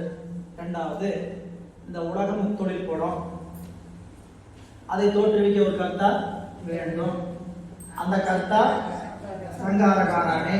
அந்த சங்காரகாரன் ஒருவனை யாருக்காக செய்யறான்? உயிர்களுக்காக செய்யறான். அப்படின்னா என்ன செய்யறான்? உலகத்தை படைச்சு கொடுக்குறான். அப்ப இறைவன் உலக உயிருக்காக செய்யறானா? இறைவனுக்கு அவனுக்கு இருக்கிற தொடர்பு என்ன? ஒரு தொடர்பு இல்லாம பண்ணிட்டு இருக்கிறாரா? சிவத்துக்கும் நமக்கு இருக்கிற சம்பந்தம் என்ன? எந்த காரணம் இல்லாம சும்மா உதவி செய்யறாரா? நமக்காக ஒரு உதவி செய்யறாரு இறைவன். நமக்காக உதவி செய்யறதுதான் பண்றாரு. அப்படி செய்வதற்கு என்ன சம்பந்தம்? அவருக்கு நமக்கு என்ன சம்பந்தம் அப்படின்னு சொல்ல தொடங்குறார். நூற்பாவா அப்படிதான் அமைச்சிருக்கிறார். அவையே தானே யார் இருவினையும் போக்குவரவு புரிய ஆணையில் நீக்கம் என்று நிற்கும் அன்றே என்பது சூத்திரம். சூத்திரம் முதலிற்றோயனின் உணர்வுறுப்பம் வருமாறு உணர்த்துதல் முதலிற்று. உணர்வுறுப்பம்னா மீள படைத்தல். புன உத்பவம். புன உத்பவம் உணர்வுறுப்பம் இருக்கும். சொல் என்னன்னு கேட்டீங்கன்னா புன உத்பவம். புனனா மீள, உத்துனா தோற்றுதல், பவம்னா பிறப்பு. மீள படை தோற்றுகின்ற பிறப்பு. உயிர்களுக்கு இறைவன் மீள மீள செய்யக்கூடிய படைப்பு. சரி, இப்ப இங்க மீள படைப்பு அப்படின்னா புது சிருஷ்டியை சொல்லாம ஏற்கனவே ஒடுங்கிய உலகத்தை தான் இறைவன் தோற்றான்னு சொல்றீங்க. புது சிருஷ்டியை பத்தி ஏன் சொல்லல அப்படிங்கிறதுக்கு முனிவர் எப்படி சொல்றாரு? நம்மனோர் அறிவுக்கு எட்டாமையால் அதை விடுத்தார். நமக்கு அறிவுக்கு எட்டாமையினால அதை விட்டாரு, விடுத்தார்.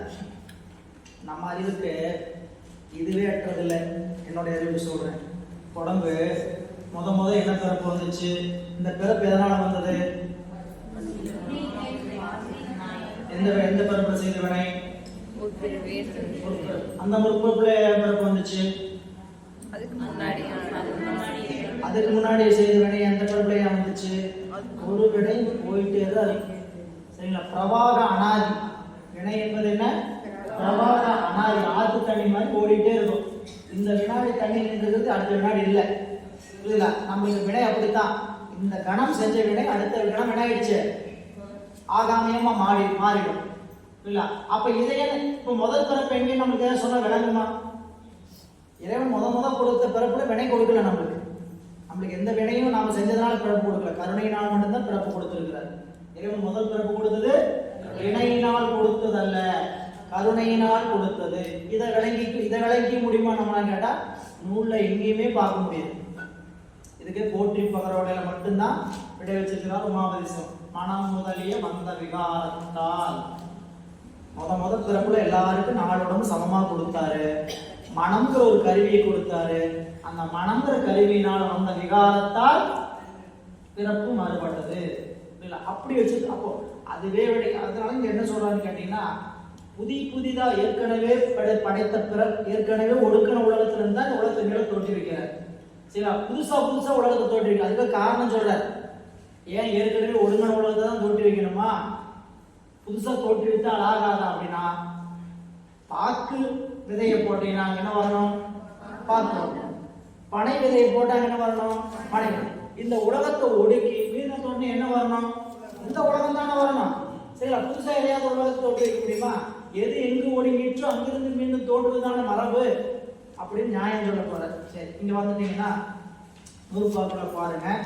அதாவது நூற்பாவின் பொருள் பார்க்கறதுக்கு கீழே பாருங்க. நூற்பாவின் பொருள் அவையே யாய் முதல் சூத்திரத்தில் கூறப்பட்ட சங்காரகாரனாகிய முதல்வன் உயிர்களின் பொருட்டு உலகத்தை தோற்றுவிக்கும் பொழுது உடல் இருப்பதற்கு உடலில் உயிர் கலந்து நின்று உடலேயாய் நிற்பது போல உயிர்கள் நிலைத்தல் பொருட்டு உயிரிடத்து இறைவன் கலந்து நிற்பதால் உயிர்களே யாய், அதாவது ஒன்றாய். இது ஒரு கருத்து.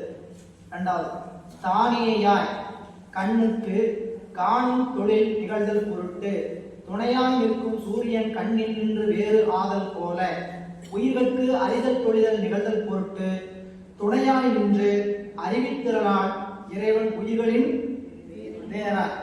அவையே தானேயாய் கண் ஒளி பொருளை காணும் பொருட்டு ஆன்ம அறிவு உடனின்று கண்ணொளியோடு கூட பொருளில் செல்லுமாறு போல உயிர்கள் இன்ப துன்பங்களை அனுபவித்தல் பொருட்டு அந்த இன்ப துன்பங்களுக்கு முன்னிலையாகி விடயங்களில் உயிரோடு கூட இறைவன் செல்லுதலில் உயிரோடு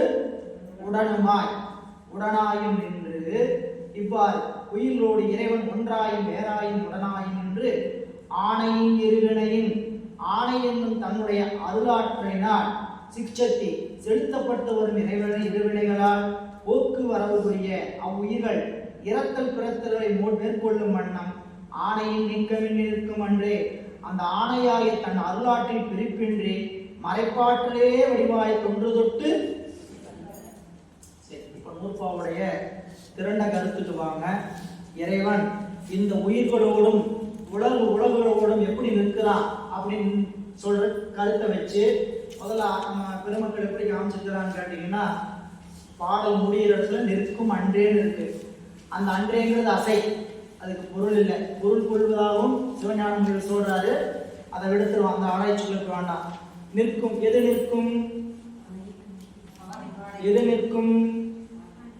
இறைவன் நிற்கும், சங்காரகாரன் நிற்கும். அது பாட்டில் இல்லை, அதை எழுவாயாக கொண்டு வரணும். இது நிற்கும் என்பது பயனிலை. எழுவாய என்ன கொண்டு வரணும்?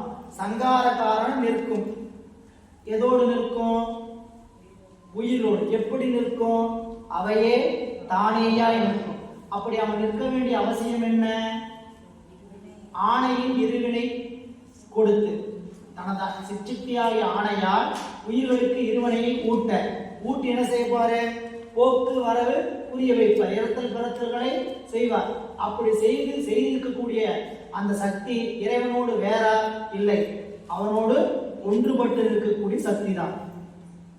பாடலுடைய நூற்பாவோட திரண்ட கருத்து என்ன கேட்டீங்கன்னா, இறைவன் உயிர்களோடு ஒன்றாயும் வேறாயும் உடனாயும் நின்று உயிர்களுக்கு தனது சிச்சக்தியாகிய ஆணையின் வழி வினையை ஊட்டி இறத்தல் பிறத்தல்களை செய்ய வைத்து அந்த உயிர்களுக்கான வினைப்பயனை ஊட்டுவன். அப்படி ஊட்டுகின்ற இறைவனுடைய சக்தி அவனின் வேறு அல்ல. இது புரிஞ்சுங்களா? விளங்குதா? நூற்பா முதல் விளங்குதா? இறைவன் எப்படி நிற்கிறார்? உயிரோட உடனாய். அப்புறம் அப்படி நிற்க கேள்வி, அது அடுத்தடுத்து அதை கேள்வி எழுப்புங்க. புரியல? முதல் நூற்பாவில் என்ன முடிச்சாரு?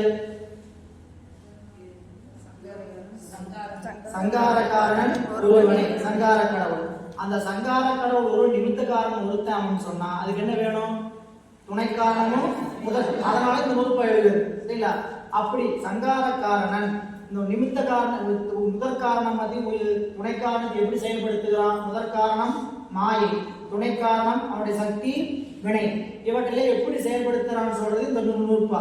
அப்போ பாச உண்மை என்று சொல்லக்கூடிய மாயை, கண்மம் என்று சொல்லக்கூடியதெல்லாம் உண்டுன்னு சொல்வது இந்த நூற்பாவின் கருத்து. இந்த கருத்து நூற்பாவின் கருத்து என்னங்க? பாசமாகிய மாயை, கண்மம் போன்றவையெல்லாம் உண்டு. ஏங்க ரெண்டு தான் சொல்லிருக்க. மூணாவது ஆணவ மலம் வேணுங்க. ஆணவ மலம் போன நூற்பாவிலே சொல்லியாச்சு. ஆணவ மலத்தால் தான் உயிர் என்ன பண்ணுது? இறந்து பிறக்கிறது. போன நூற்பாவிலுங்க தோற்றிய திதியை ஒடுங்கி மலத்து. ஏன் தோட்டினாரு? ஏன் ஒடுக்கினாரு? ஏன் ஒரு உலகத்தை தோட்டினாரு? ஏன் ஒடுக்கினார்? மலம் பக்குவப்பட்டதால். என்ன மலம் பக்குவப்பட்டதால்?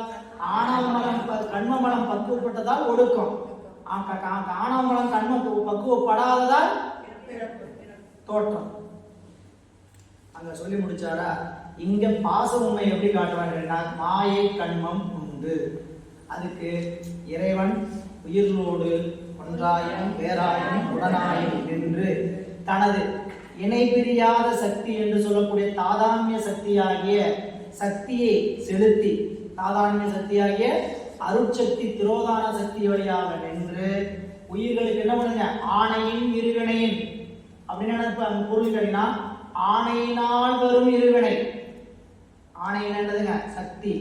ஆணை என்பது சக்தி. நீங்க எதுல படிக்கும்ல, ஆணை நமதே இல்ல, இறைவனுடைய சக்தியின் வழியாக சங்கற்பிப்பது. அங்க ஆணை நமதே என்னதுங்க, இறைவனுடைய சக்தியின் வழியாக சங்கற்பிப்பது. நான் சொல்றேன் அதனால் நடக்கும் ஞான சம்பந்த பெருந்தகை சொல்லல, இறைவனுடைய சக்தியை துணை கொண்டு நான் என்ன சொல்றேன், ஆணை நமதே அப்படின்னாரு. எனவே இங்க ரொம்ப அந்த இடத்தை சொல்லும் பொழுது, ஆணையின் வரும் இருவினையால், ஆணையினால் செலுத்தப்பட்டும் வரும் இருவினையால் போக்கு வரவு புரிய. போக்குனா இறத்தல், வரவுனா பிறத்தல். ஏன் முதல் போக்க சொன்னாரு,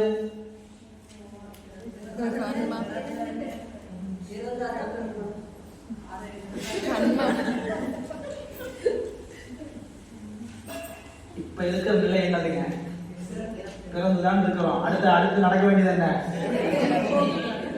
அதனால எதை முன்னாடி வச்சுட்டாரு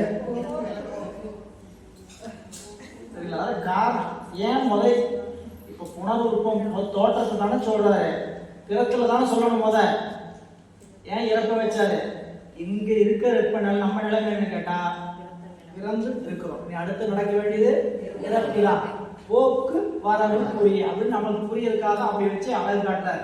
போக்கு வரவு புரிய, அதுக்காக போக்குவரத்து பிறத்தல் இறத்தல் பிறத்தல்களை செய்யும். அந்த செயல் செய்யக்கூடிய இறைவனுடைய சக்தி திரோதான சக்தி செய்துன்னு சொல்லலே, அந்த திரோதான சக்தி இறைவன் வேறா இறைவனோடு ஒன்றா, இறைவனோடு பிரிப்பின்றி நிற்கும். ஏன் அந்த செய்தி வந்தது, இறைவனுடைய சக்தி வேறுன்னு சொல்லக்கூடிய கூட்டம் இருக்கு, இறைவன் வேறு சக்தி வேறுன்னு சொல்லக்கூடிய கூட்டம் இருக்குது. அதை மறுக்கிறதுக்காக என்ன பண்ணிட்டார், வேண்டார், இறைவன் வேறு சக்தி வேறு அல்ல. எந்த சொல்லுமே தேவையில்லாம ஒரு சொல்லுவோடு இருக்காது. நீங்க அங்க ஒரு அன்றேங்கிறத வச்சுக்கிறாங்கன்னா, இங்க அன்றேங்கிறத பல பேர் அசைன்னு ஒதுக்கி இருக்கிறாங்க. முனிவரும் அன்றே என்பது அசை சொல்லிட்டு அதுக்கு ஒரு விளக்கம் எழுது, கொள்ளினும் அமையும், கொள்ளினும் அமை, அதுக்கு ஒரு விளக்கம் எழுது. அப்படி சொன்னாலும் ஒன்றும் தப்பு இல்லை அப்படின்னு சொல்லி பொருள் எழுதுகிறார். அதனால இங்க பாருங்க கீழே. இப்போ இதுக்கு இந்த நூற்பாவுல 4 அதிகரணம். முதல் அதிகரணம் இறைவன் உயிர்களோடு ஒன்றாயும் வேறாயும் உடனாயும் இருக்கிறான். இரண்டாவது அதிகரணம் இறைவன் தனது சிற்றக்தியாகிய திரோதான சக்தியின் வழியாக இருவினைகளை உயிர்களுக்கு செலுத்துகிறான். மூன்றாவது அதிகரணம் இந்த உயிர்கள் இறந்து பிறந்து வரும். நான்காவது அதிகரணம் இந்த உயிர்களுக்கு அதாவது ஆணையின் வழி செலுத்தக்கூடிய இந்த உயிர்களுக்கு செலுத்துகின்ற திரோதான சக்தி இறைவனின் வேறு அல்ல. சரிங்களா? இப்ப என்ன தடை வரும், நீங்க ஒரு நூற்பா படிச்சிட்டீங்க. முதல் அதிகாரத்தை சொல்றேன். முதல் அதிகாரம் என்ன,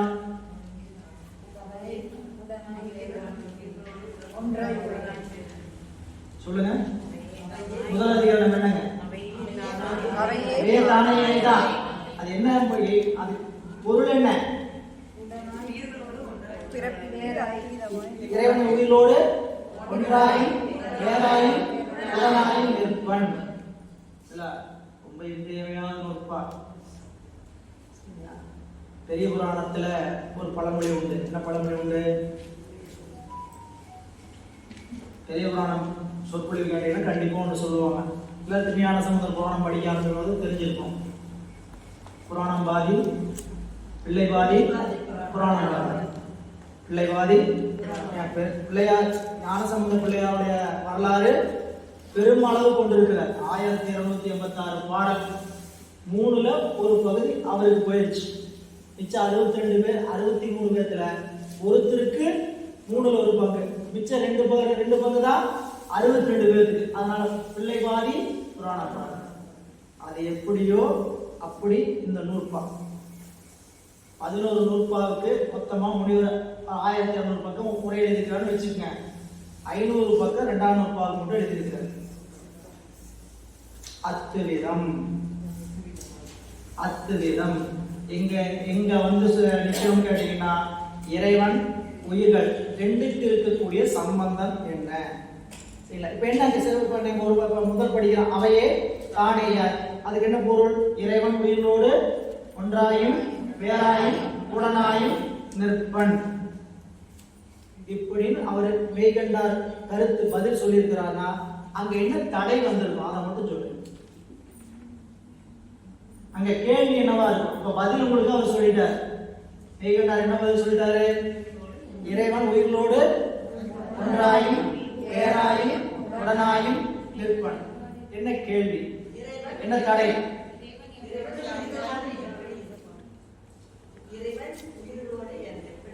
தடை எப்படி இருப்பாங்க கேள்வி. தடை சொல்லணும். தடைனா என்னதுங்க? மறுப்பு இல்ல. தடைனா அப்படி இல்லை இப்படித்தான் அப்படின்னு சொல்றது தடை. என்ன தடையா இருக்கும் அப்படின்னா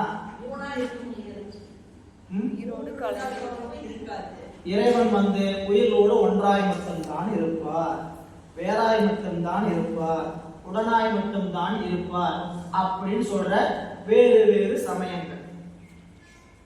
இறைவன் ஒன்றாய் அப்படின்னாங்க, இறைவன் வேறு உயிர்கள் வேறு அல்ல இப்படின்னு சொன்னவர் சங்கரர். அவர் அபேதவாதம். அவர் கொள்கிறது அபேதவாதம். இறைவனும் உயிரும் வேறு இல்லை, ரெண்டு வேறு வேறு இல்லை. அந்த பரமான்மா தான் சீவான்மாவா தெரியுது, அந்த பிரம்மம் தான் இப்படி உலகமா நம்மளுக்கு தெரியுது. ஏன் தெரியுது? இருக்கிறது ஒரு பொருள் தாங்க. இருக்கிறது எத்தனை பொருள்? நாம எத்தனை பொருள் படிக்கிறோம்? 3 பொருள் படிக்கிறோமா? இப்ப உறுதியா சொல்லுங்க. 3 பொருள் படிக்கிறோமா? 3 வேளை படிக்கிறோம். என்னது? 3 வேளை. கேள்விக்கு பதில் அதுதான். ஆசிரியர் அப்படிதான் கேட்பாரு, பதில் சரியாத்தான் சொல்லுவான். புரியுங்களா? அதை போட்டு உருட்டுல தப்பா இருக்குமோ அப்படிங்கிற மாதிரிதான் கேட்பாரு. பதில நேரடியா ஒத்துக்கவும் மாட்டாரு. சரிங்களா? சுத்தி வளைச்சிட்டு வந்து அங்கீகம் பண்ணி இப்படி பதில் அப்படின்னு அந்த பதிலே சொல்லு. நம்மளே பதில இப்படி சாமியோட குழந்தைங்களால எதையாவது யோசிச்சு சொன்னோம்னா சரிங்களா? அவர் என்ன பண்ணிடுவாரு? அப்படி இல்லை அப்படின்னு கடைசியில சுத்திட்டு வந்து அப்படித்தான் அப்படின்பார். நல்ல ரசனையா படிக்கும் போது சரி இங்க வந்துட்டீங்கன்னா இறைவன் உயிர்களோடு ஒன்றாய் வேறாய் உடனாய் நிற்பன் அப்படின்னு சொன்னதுக்கு காரணம் இறைவன் உயிரும் வேறல்ல, ஒரு பொருள் சொன்னவர் ஒரு கூட்டம். இறைவனும் பொருளும் 2 வேறுபட்ட பொருள் என்று சொன்னது ஒரு கூட்டம். இறைவனும் பொருளும் ஒரே பொருள் சொன்னது ஒரு கூட்டம். இறைவனும் உயிரும் வேறு வேறு மாறுபட்ட பொருள் சொன்னது ஒரு கூட்டம். இறைவனும் உயிரும் ஒரு விதத்துல ஒண்ணுதான், ஒரு விதத்துல வேறுதான். இது 3க்கும் 3 உண்மை சொல்றாங்க. முதல் சங்கரர் அபேதவாத கொள்கை. அவர் என்ன சொன்னார்னா பிரம்மமே உயிர், உயிரே பிரம்மம், பொன்னும் மணியும் போல. பொன்னும், இந்த ஓமையை மறந்துடக்கூடாது. அவங்க சொன்ன ஒவ்வொருத்தருடைய ஓமை தான் ரொம்ப முக்கியம். பொன்னும் மணியும் போல நூற்பாடுக்குள்ள செய்தி இருக்குது. இப்படி எழுதிக்கீங்க. பொன்னும் மணியும் போல இறைவன் உயிரோடு. இறைவன் உயிர் எப்படி இருக்குது? பொன்னும் மணி. பொண்ணு வேற, மணி வேறையா? தங்க வேற, நீங்க போட்டு தங்கத்துல போட்டு கையில போட்டு வளையல் வேறையா? இது ஒண்ணுதான். ஒண்ணு இல்லை, 2 ஒண்ணா? கழுத்துல போட்டிருக்கிறது, காதுல போட்டிருக்கிறது, கையில போட்டிருக்கிறது தங்கம். சரிங்களா? தங்க கட்டி இது ஒண்ணா?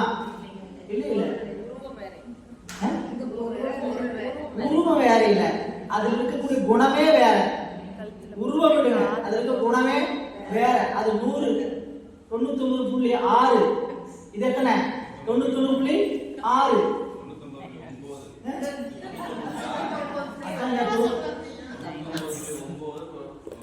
அதாங்க கட்டி.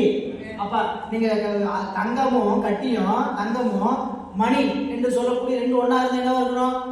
அதுல இருக்க டச் இருக்கணும் இல்லையா? என்ன டச் பண்ணாலும் வராது. புரியல? ஏன் கலப்படம் கலந்தா அப்ப நாம போற கலப்படமான ஆளு. புரியல? அது கலப்படம் இல்லாத பிரம்மம். சரிங்களா? பிரம்மத்தை நாம என்ன சொல்லக்கூடாது, நம்மளோட ஒண்ணுன்னு சொல்லக்கூடாது. இதுக்கு உள்ள விளக்கம் நிறைய இருக்கு. இங்க அந்த உதாரணத்தை வச்சு புரிஞ்சுக்க. பொண்ணும் மணியும் போல அப்படின்னா அந்த பொண்ணு தான் எப்படி தெரியுது, மணியா தெரியுது. நீங்க நல்லா உத்து பார்த்தீங்கன்னா, நல்லா ஆராய்ச்சி பண்ணி பார்த்தீங்கன்னா வெறும் தங்கம். வெறும் தங்கம் நீ சொல்ல முடியாது, தங்கம். இதை பார்த்தீங்கன்னு சொல்லணும் தங்கம். இதை பார்த்தா தங்கம். நீங்க என்ன சொல்லி பாக்குறீங்க, தோடு பாக்குறீங்க, பழையது பாக்குறீங்க. யாருடைய குற்றம், உங்களுடைய குற்றம் அப்படின்னு அவங்க சொல்றாங்க. நீங்க பாக்குற பார்வை சரியில்லை. சரியா? பார்வைன்னா உங்களுக்கு மயக்க பார்வை பாக்குறீங்க, மயக்கம். சரி, அந்த மயக்கம்னா என்னையா? இருக்கிற எத்தனை பொருள் சொன்னேன், பொருள் எத்தனை நம்ம சொன்னாங்க, ஏகான்மவாதிகள். பிரம்மம் மட்டும்தான் இருக்கு. சரிங்களா? இந்த பிரம்மம் ஏன் மயங்குச்சு? இப்ப நீங்க என்ன சொன்னீங்க, பிரம்மம் தான் பொண்ணு, புரியல?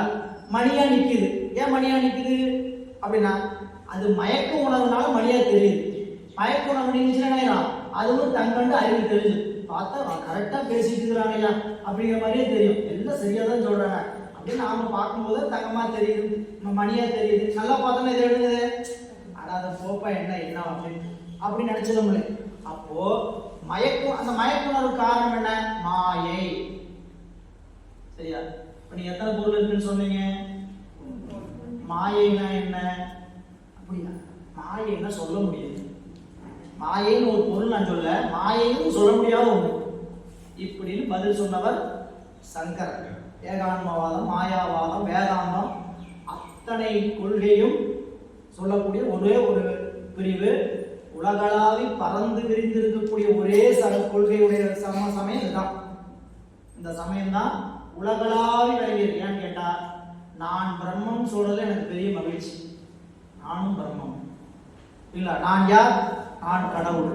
நான் யார், நான் கடவுள். நான் கடவுளுங்கிறத நீங்க ரிச் இல்ல. அப்ப அது நாம் கடவுள் கடவுள் ஆக முடியுமா, ஆக முடியாதுன்றத இல்ல. அப்ப இங்க அவர் பொண்ணும் மணியும் போல பிரம்மமும் பரமாத்மாவும் சிவமாத்மாவும் ஒன்று அப்படின்னார். இரண்டாவது மாத்துவாச்சாரியார் முதல் சொன்ன கொள்கை அபேதவாதம். இந்த வாதம் எழுதிக்கிய அபேதவாதம். வேதம்னா என்னதுங்க, வேதம் எழுதியா? உங்களுக்கு எனக்கு பேதம் இல்லையா? உங்களுக்கு எனக்கு பேதம் இல்லை. வேதம்னா வேறுபாடு, அபேதம்னா வேறுபாடு. புரியுதுங்களா? உயிருக்கும் இறைவனுக்கு என்ன இல்லை, வேறுபாடு கிடையாது. அடுத்தவர் வந்தவர் வேதவாதம். அடுத்தவர் சொன்னவர் யாருங்க, மத்துவாச்சாரியார் மாத்துவர். அவர் சொன்ன கொள்கை என்னதுங்க, வேதவாதம். வேதவாதம் என்னதுங்க, வேறுபாடு. என்ன வேறுபாடு, உயிரும் இறைவனும் வேறு வேறு. இது போல ஒளியும் இருளும் போல. இறைவனும் உயிரும் எப்படி, ஒளியும் இருளும் போல. ரெண்டும் என்னைக்காவது சேருமா, சேரவே சேராது. இப்படி சொல்லலாமா? ஒளியும் இருளும் என்னைக்குமே சேராத பொருள். இறைவனும் உயிரும் என்னைக்கும் சேரவே சேராத பொருள் அப்படின்னு இறைவனுக்கும் உயிருக்கும் வேறுபாடு. இறைவன் வேறு, உயிர் வேறு இல்ல அப்படின்னு ஒளியும் இருள். இப்போ இறைவன் வேறு பொருள் தான், உயிர் வேறு பொருள் தான். அவன் சொன்னதுல பொருளில் தப்பு இல்லை. ஆனா என்ன உண்மை சொல்லிட்டாங்க, ஒளியும் இருளும் போலன்னு சொல்லிட்டாங்க. ஒளியும் இருளும் என்னைக்கும் சேரவே சேராது. அப்போ இறைவன் உயிர் சேர்ந்தே இருக்க மாட்டாங்கிற கொள்கை என்ன இருக்குங்க, அடிபட்டு போயிருக்கு. மூன்றாவது விசிஷ்டாத்வைதம், வேதாபேதம். வேதாபேதம் மூணாவது கொள்கை வேதாபேதம்.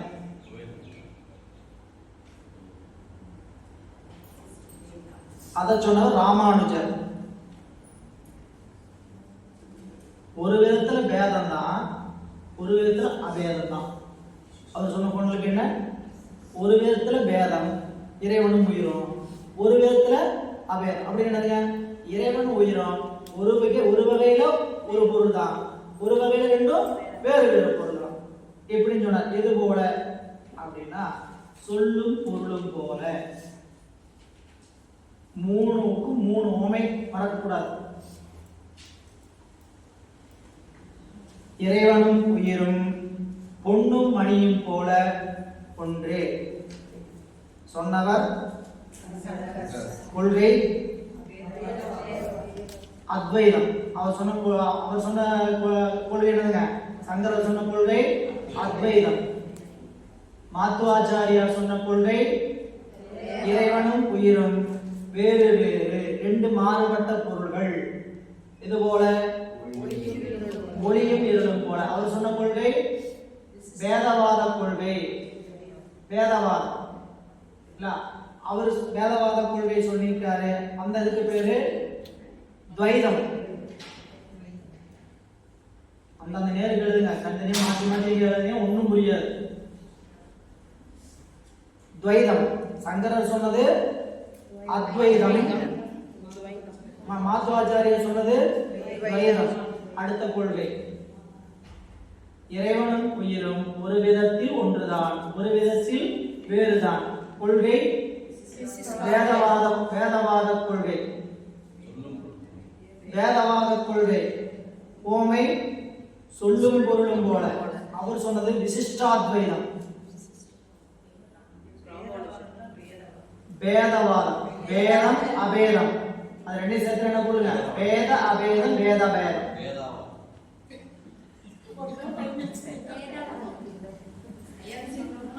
வேதமானம் சொன்னீங்கன்னா சரி. வேதாவேதம் வேதாவேதம் வேதாவேதம், அதானுங்க வேதாவேதம் வேத அபேதம். மூணாவது விசிஷ்டாத்வைதம். இந்த மூன்றையும் ஒரு வரியில மறுக்கிறார். இறைவன் உயிர்களோடு ஒன்றாயும் வேறாயும் உடனாயும் இருக்கிறார். உயிர்களோடு இறைவன் ஒரு விதத்துல ஒன்றா நிற்பார், ஒரு விதத்துல வேறா நிற்பார், ஒரு விதத்துல உடனாய் நிற்பார். ஏன் அப்படி நிற்கணும்? ஒன்றா மட்டும் நின்றா போதாதா? உடனாய் மட்டும் நின்றா போதாதா? வேறாய் நின்றா போதாதா? அப்படின்னா போதாது. இப்ப அவங்க என்ன சொன்னாங்க? இறைவன் உயிரும் ஒன்று, ஒரு பொருளா நிற்கிறாங்க, அப்படி நின்றா போதாது. வேற வேறு வேறு மதுரை பொருள்னா அது பொருள் தன்மைக்கு ஒத்து வராது. மூணாவது சொல்லும் பொருளும் போலன்னு சொன்னா அது அந்த கொள்கை விசிஷ்டாத்வைத கொள்கை வேதாபேத கொள்கையும் ஒத்து வராது. ஏன் ஒத்து வராதுன்னா இறைவன் 3 வகைன்னா தான் உயிருக்கு உதவ முடியும். இறைவன் உயிர்களுக்கு உதவணும்னா இப்படி 3 வகையினா தான் உதவ முடியும். எப்படி 3 வகையில? ஒன்றாய் வேறாய் உடனாய். ஒன்றாய் என்பதற்கு சைவ சித்தாந்தம் காட்டுகின்ற ஓமை உடலும் உயிரும் போல. கலப்பினால் ஒன்றாய், உடலும் உயிரும் போல கலப்பினால் ஒன்றாய். இப்ப இறைவன் நாமளும் எப்படி இருக்கிறோம்னு கேட்டீங்கன்னா இந்த உடலும் உயிரும் எப்படி இருக்குன்னு தெரியுதா?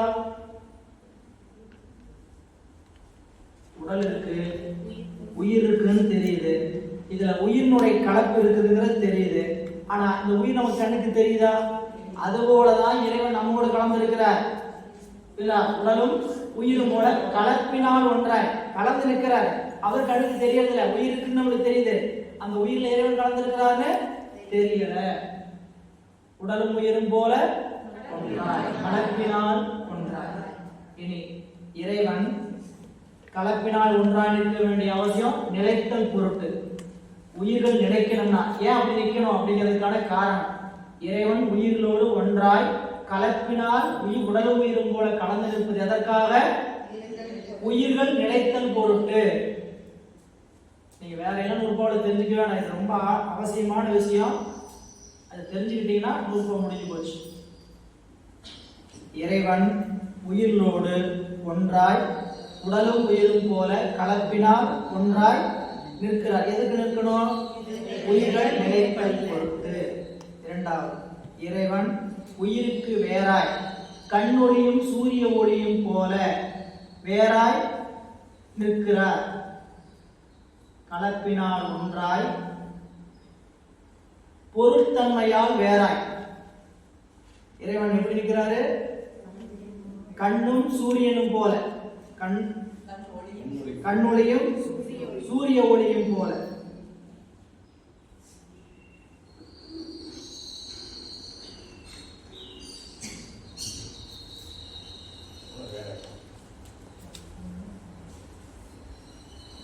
கண்ணொளியும் சூரிய ஒளி எழுதக்கூடாது, கண்ணும் சூரியனும் போலதான். கண் வேறு சூரியன் வேறு பொருட்தன்மையா. காணும் தொழில் நிகழும்னா கண்ணுக்கு வேற சூரியன் ஒரு பொருள் நின்னாதான் காணும் தொழில் நிகழும் இல்ல. அப்படிதான் தப்பு இல்லை. கண்ணொழியும் சூரியொழியும் இங்கே இப்ப இங்க எழுதிக்கிறது கண்ணுக்கு காணும் தொழில் நிகழ்தல் பொருட்டு துணையாய் நிற்கும் சூரியன் கண்ணின்று வேறாதல் போல எழுதியிருக்கிறாரு. இப்ப பாருங்க, இறைவன் உயிரோடு எப்படி இருக்கிறார்? வேறாய் நிற்க வேண்டிய அவசியம் என்ன? அறிவித்தல் பொருட்டு. நமக்கு அறிவிக்கணும்னா சாமி என்ன பண்ணோம்? நம்மில் வேறாய் நிற்கணும். ஒவ்வொரு காரணமும் எழுதிக்கணும், அதற்கான உவமை எழுதிக்கணும். இறைவன் உயிரோடு கலப்பினால் ஒன்றாய். இது போல உடலும் உயிரும் போல கலப்பினால் ஒன்றாய் உடலும் உயிரும் போல. அப்படி நிற்க வேண்டிய அவசியம் உயிர்கள் நிலைப்பதற்காக.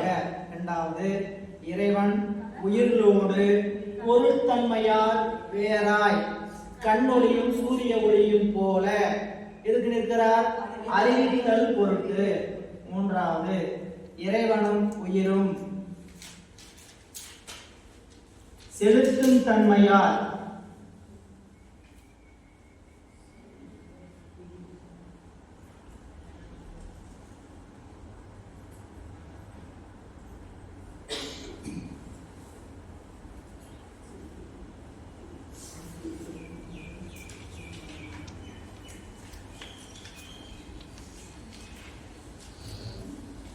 இறைவனும் உயிர்களும் செலுத்தும் தன்மையால்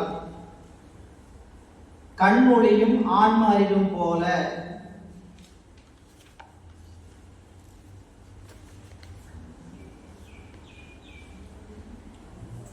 ஆன்ம அறிவு கண்ணொளியும் ஆன்ம அறிவும் போல உடனாய்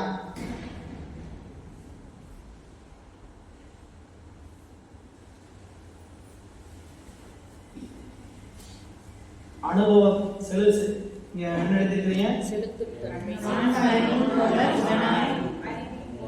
இறைவன் உயிரோடு செலுத்தும் தன்மையால் கண்ணொளியும் ஆன்மறிவும் போல உடனாய். இது எதுக்கு கேட்டீங்கன்னா உயிர்களை செலுத்துவதற்கு, மேல நிலைப்பதற்கு, அறிவிப்பதற்கு, செலுத்துவதற்கு.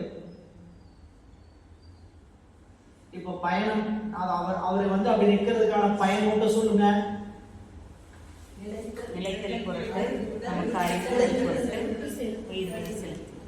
இந்த உடம்போட இந்த உடம்பு நிலைக்கணும்னா இந்த உடம்புல என்ன இருக்கணும்? உயிர் இருந்தா தான் நிலைக்கும். உயிருக்கு என்ன ஆயிரும்? கீழே தானே கிடக்கும். நிலைச்சிருக்குமா? யாராவது பத்திரமா எடுத்து வச்சிருக்குமா? உடல் நிலைக்கணும்னா உயிர் கலந்திருக்கணும். அதுபோல உயிர் நிலைக்கணும்னா இறைவன் உடலோட உயிரோடு கலந்திருக்கணும். அப்படி கலந்திருந்தாலும் உயிர் நிலைக்க முடியும் அப்படின்னு ஒரு காரணம் காட்டுறார். உடலும் உயிரும் போல கலந்து நிற்கிறது. அப்படி கலந்து நிற்க வேண்டிய அவசியம் நாம ஏன் அப்படி ஒன்றா நிற்கிறதுன்னு கேட்டா, இந்த உயிர் நிலைக்க வேண்டுமானால் நிலைக்க வேண்டுமானான்னு கேட்டீங்கன்னா நம்ம அறிவு தொழிலால் உடம்புக்கு உயிருடைய அறிவுக்குள்ள நிகழணும்னா புரியல. இப்ப எனக்கு நம்ம கேட்கிறோம், நம்ம ஏதாவது பேசிட்டு இருக்கும்போது ஏன் என்ன ஒரு மாதிரி இருக்கிறீங்க, என்னமோ ஒரு மாதிரி சலனமாவே இருக்குது, இதை ஒரு நிலையே நிற்க மாட்டேங்குது அப்படின்னா அறிவு ஒரு இடத்துல நிற்கல புரியல. அது போல உயிர் ஒரு பொருள்ல தொழில்படணும்னா அது நிலைத்து இருக்கணும்னா என்ன பண்ணணும்? இறைவன் என்ன பண்ணணும்? அங்க அவன் அந்த உயிரோட கலந்துருக்கணும். சரி, கலந்துருந்தா அவரும் உயிரும் ஒன்னாயிருமே அப்படின்னு சொல்லிடுவாங்க. சாமி என்ன பண்ணி வச்சிருக்கிறாரு? வேற நானும் உயிரும் வேறு வேறு பொருட்தன்மையா. முதல்ல கலப்பினால் ஒன்றாய். இறைவனும் உயிர் எப்படி இருக்குது? கலப்பினால் ஒன்றாய். பொருட்தன்மையால் வேற. அவங்க நாம ஒன்னா கலந்துருக்கிறாங்க, அவங்க நாம ஒன்னா கேட்டா கிடையாது. அவன் பதி, நாம பசு. அவன் ஆண்டா, நாம் அடி. அதனால பொருட்தன்மையா வேறா இருக்குன்னு என்ன சொன்னா கேட்டீங்கன்னா ரெண்டு ஒளி பொருள் தான். எது ஒளி பொருள்?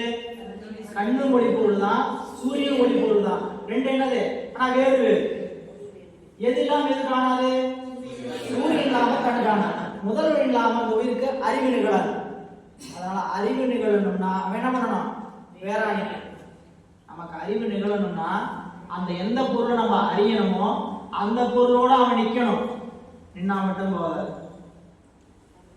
நான் ஒரு பொருள் அறியணும், அந்த பொருளோட அவ போய் கலந்து நின்னா மட்டும் போதுமான்னு கேட்டா, எனக்குள்ள இருந்து அறிவிக்க வேண்டியது அவன் தான். அதுக்கு என்னங்க செலுத்தும் தன்மையா உடனாய் இல்ல. அப்ப இந்த மூணு நிகழ்ந்தாதான் என்ன பண்ண முடியும்? உயிர்கள் ஒரு பொருளை அனுபவிக்க முடியும். ஒரு பொருளை அனுபவிக்கிறதுக்கு ஒவ்வொரு தடவையும் என்ன பண்ணணும்? ஒன்றாய் நின்று, உடனாய் நின்று, வேறாய் நின்று அறிவிக்கணும். இந்த உபகாரம் தாங்க நமக்கு இறைவன் செய்து கொண்டிருக்கிறான். அவன் காணும் உபகாரம், காட்டும் உபகாரம் என்று சொல்லக்கூடிய ரெண்டு உபகாரத்தையும் இறைவன் செய்து கொண்டிருக்கிறாங்கிறது அந்த இடத்துல சொல்லப்படும். நான் ஒரு பொருளை அனுபவிக்கணும், நான் என்னோட இருக்கணும். நான் எந்த பொருளை அனுபவிக்கணுமோ அந்த பொருளோட இருக்கணும். இதை அனுபவம் நிகழாத போது நீங்க தெரிஞ்சுக்கலாம் இல்ல. எனக்கு அந்த பொருளை அனுபவிப்பதற்கு கூட்டுவதற்கு இறைவன் நினைக்கிறேன்னா அந்த நேரத்தில் அந்த பொருளை வேற அறிவு செலுத்திடுவார். நண்பர்கள் நானும் நீங்களும் சரிங்களா? நான் ஒரு பக்கம் கடை வீதியில் போயிட்டு இருக்கிறேன். கடை வீதியில் உங்களையே பார்த்துட்டேன், நீங்க என்னை பார்க்கல. என்ன நிகழல? இறைவன் எனக்கு உங்களை காட்டுகின்ற உபகாரத்தை செஞ்சிருக்கிறான். உங்களுக்கு என்ன காட்டுற உபகாரத்தை செய்ய ரெண்டு பேர்த்தையும் காட்ட வச்சிருந்தாருன்னா ரெண்டு பேருக்கு ஏதோ ஒரு வினை நிகழ்ச்சி நடக்கணும், அதனால ஒரு வினை கழியணும்னு பார்க்க வச்சிருப்பாரு. ரெண்டு பேரும் பாருங்க, சேர்ந்து போய் ஏதாவது வாங்குங்க பண்ணுங்க, ரெண்டு பேரும் காட்ட வச்சிருப்பாரு. இப்ப அந்த நேரத்துல ரெண்டு பேரும் வினை நிகழ்ச்சி நடக்க வேண்டியதில்லை புரியல. ரெண்டு பேரும் வேற ஒரே ஸ்டேஷன்ல இருக்காப்ல நிற்போம் புரியல. ஆனா என்ன நிகழல? வினை நிகழ்ச்சி நடக்கக்கூடாதுன்னு சாமி என்ன பண்ணல? இறைவன் அங்க இல்லைன்னு அர்த்தம் இல்லை. நமக்கு எந்த பொருளை காட்டுன்னு நான் சொல்றோமோ அந்த பொருள் இடத்துல இறைவன் இல்லை, அதனால காட்டுன்னு அர்த்தம் இல்லை. அங்க இருக்கிறாரு, ஆனா நமக்கு என்ன பண்ண நினைக்கல? அந்த துணை அனுபவத்தை காட்டணும்னு நினைக்கணும் இல்லை. அந்த வினை நிகழ்ச்சி நடக்கல, அங்க வினை நிகழ்ச்சி நடக்க வேண்டியதுனால காட்டல. வினை நிகழ்ச்சி நடக்கும்னு நினைச்சிருந்தானே என்ன பண்ணிருப்பார்? காட்டுவார். பாருங்க ரெண்டு பேரும் அப்படிப்பார். இதுதாங்க அந்த உபகாரம். நமக்கு உள்ளிருந்து காட்டுகிறார். நாம் எந்த பொருளை அனுபவிக்க வேண்டுமோ அந்த பொருளுக்குள்ளிருந்து அவர் காணுகிறார், கண்டு காட்டுகிறார். அதான் 11:5:2 மூணு இடத்துல நூற்பாடு உபகாரம் சொல்லப்படும். 2ஆம் நூற்பாவில் உபகாரம், 5ஆம் நூற்பாவில் உபகாரம், 11ஆம் நூற்பாவில் உபகாரம். இறைவன் உயிர்களுக்கு செய்கின்ற உபகாரம். எந்த ஒரு பொருளை நான் அனுபவிக்க வேண்டுமானால் அந்த பொருளோடு நான் செல்வதற்கு என்னோடு அவன் உடனாய் வரணும். என்னோட அறிவு நிலைப்பதற்கு அவன் ஒன்றாய் இருக்கணும். நான் எந்த பொருளை அனுபவிக்கணுமோ அந்த பொருளோடு அவன் வேறாய் இருக்கணும், பொருட்தன்மையா. இதுதான். இப்ப நீங்க அங்க கீழே நம்ம படிச்சதெல்லாம் ஒரு வகையிட்டு படிச்சுங்க, தெளிவுரை பாருங்க. இறைவனுக்கும் அருளுக்கும் உள்ள தொடர்பு. எடுத்துக்காட்டாக நெருப்பையும் சூட்டையும் கூறலாம். சூடு என்னும் குணத்திற்கு நெருப்பு என்னும் புனி ஆதாரம். நெருப்புல சூடு இருக்குமா? சூடுல நெருப்பு இருக்குமா?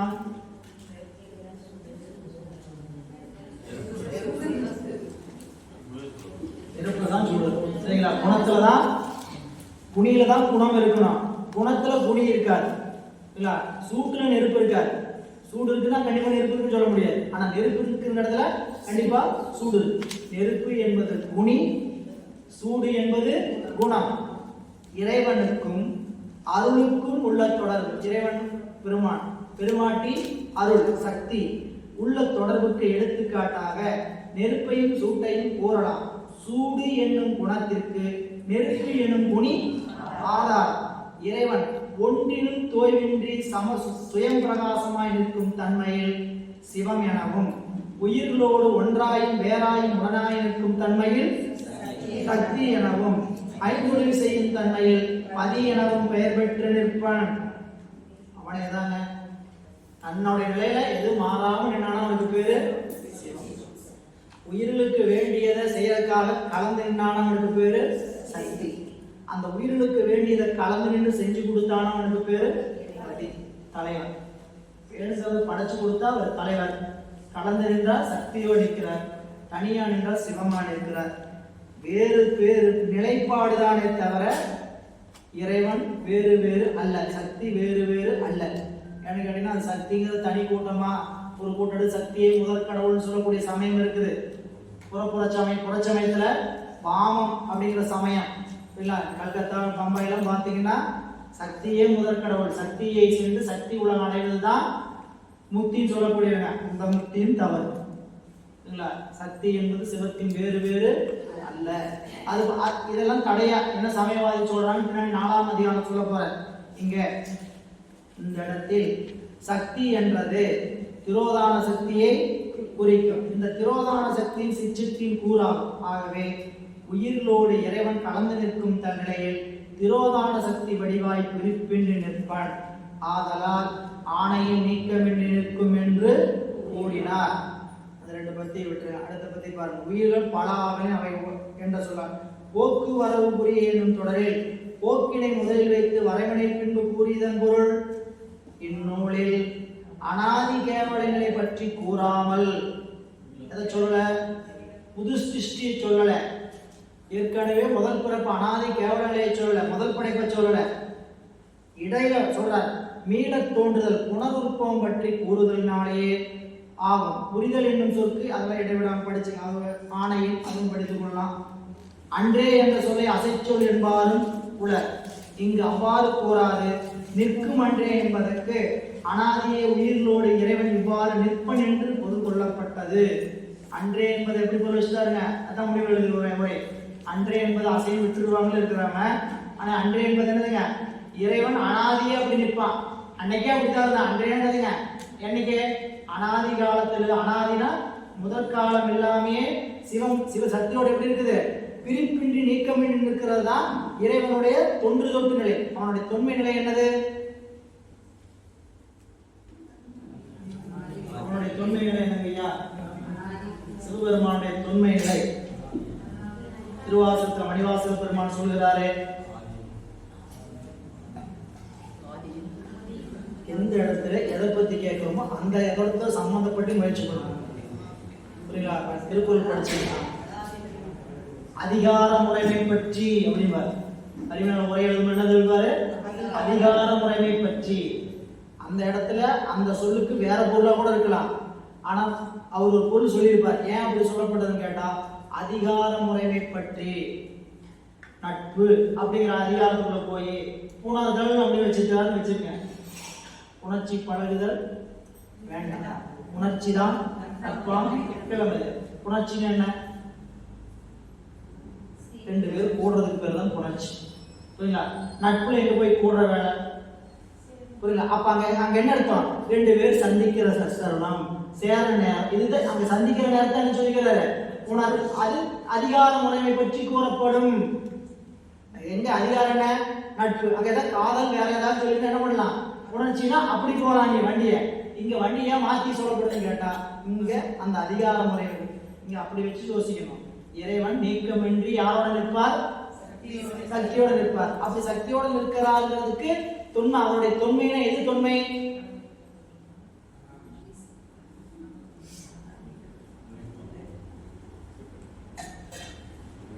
தோலும் துகிலும் குழையும் சுருத்தோடும் பால் வெள்ளை நீரும் பசுஞ்சாந்தும் பைகிளியும் சூலமும் தொக்க வலையும் குலை தொன்மை கோலனே நோக்கி குளிர்ந்தோதாய் ஓத்தும்பி.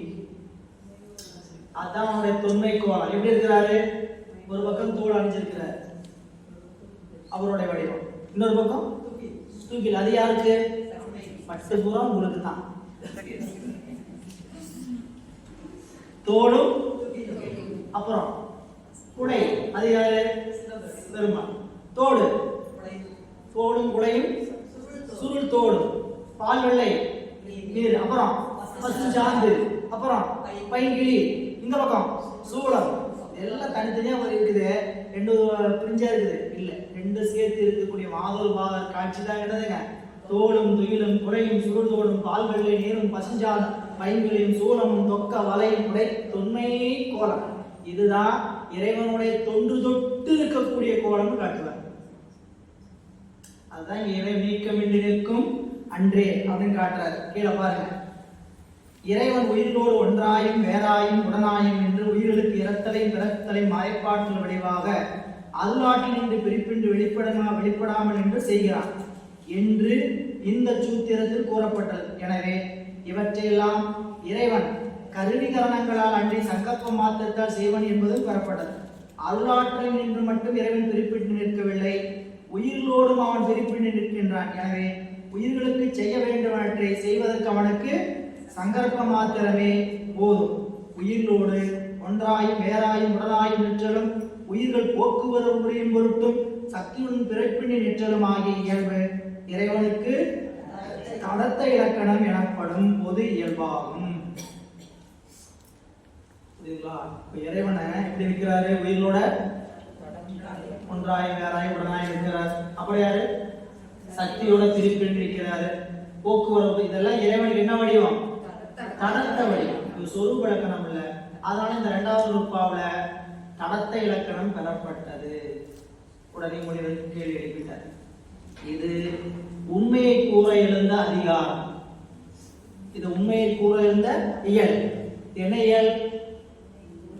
முதல் நூற்பாவும் இரண்டாம் நூற்பாவும் மூணாம் நூற்பாவும் என்ன இயலுங்க? எல்லாம் அடிக்கடி நினைவு ஒன்றும் பண்ண முடியாது.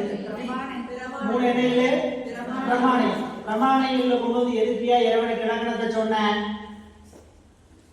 இறைவனுக்கு எதுக்கு வந்து இலக்கணத்தை சொல்றீங்க? இது பிரமாணங்கள் தானே, பிரமாணத்தை மட்டும் தானே சொல்லிட்டு போனோம், இலக்கணத்தை ஏன் சொல்றீங்க அப்படின்னா சொல்றாரு. உலகத்தை பத்தி சொல்லணும்னா இறைவனை பத்தி சொல்லிதான் உலகத்தை பத்தியே சொல்ல முடியும். இல்லாட்டி உலகத்தை பத்தி எதுவுமே சொல்ல முடியாது. அப்ப அதை சொல்லும் போது இறைவனுடைய தடத்த இலக்கணமும் வந்துதான் தீரும். இதெல்லாம் தான் அந்த முனிவர் நமக்கு அழகழகா லட்டு லட்டா கட்டிட்டே வருவார். இதை ஏன் இப்படி சொல்லணும், ஏன் இதை ஏன் கொண்டு நீங்க வச்சிருக்கிறார்? இல்லாட்டா கேள்வி எழுப்பி பாருங்க.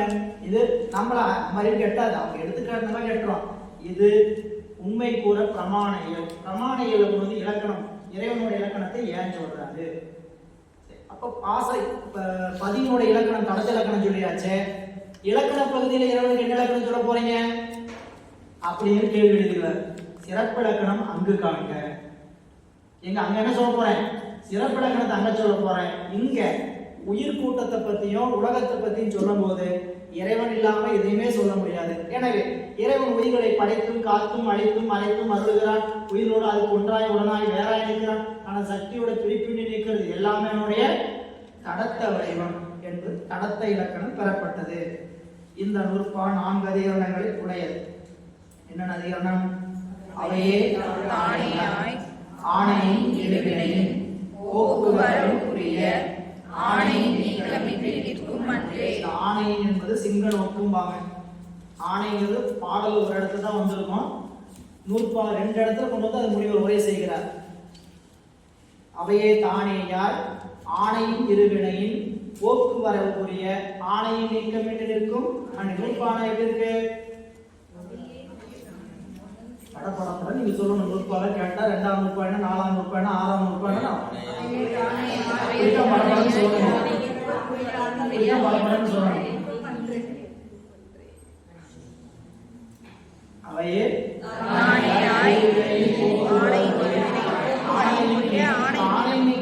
பின்னாடி வருது. அந்த ஆணை என்பது இது முன்னாடி கொண்டு வந்துச்சு. ஆணையினால் வரும் இருவினைகள். ஆணையின் இருவினைகளுக்கு என்ன பொருள் செய்தார் முனிவர்? ஆணையினால் வரும் இருவினை. ஏன் அந்த தடை எழுது அங்க பார்க்கலாம்.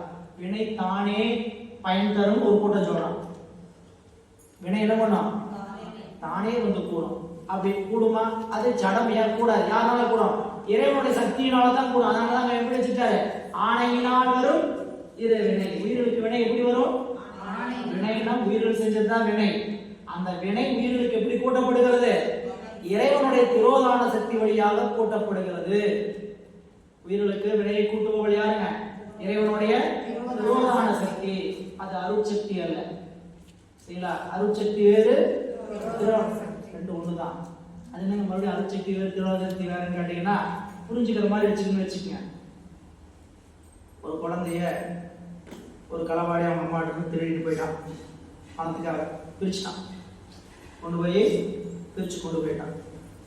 அப்ப அதே இன்னொரு குழந்தைய ஒரு பள்ளிக்கூடத்துல வாத்தியார், இந்த பையன் படிக்கவே மாட்டேங்கிறான் அப்படின்னு தன்னோடைய வச்சுக்கிட்டு வீட்டுக்கு அனுப்பாம தாயிட்டு பிரிச்சுட்டான். 2 பேரும் ஒரே மாதிரி ஆட்கலாம். 2 பேரும் அம்மாட்ட இருந்து பிரிச்சுட்டாங்களா இல்லைங்களா?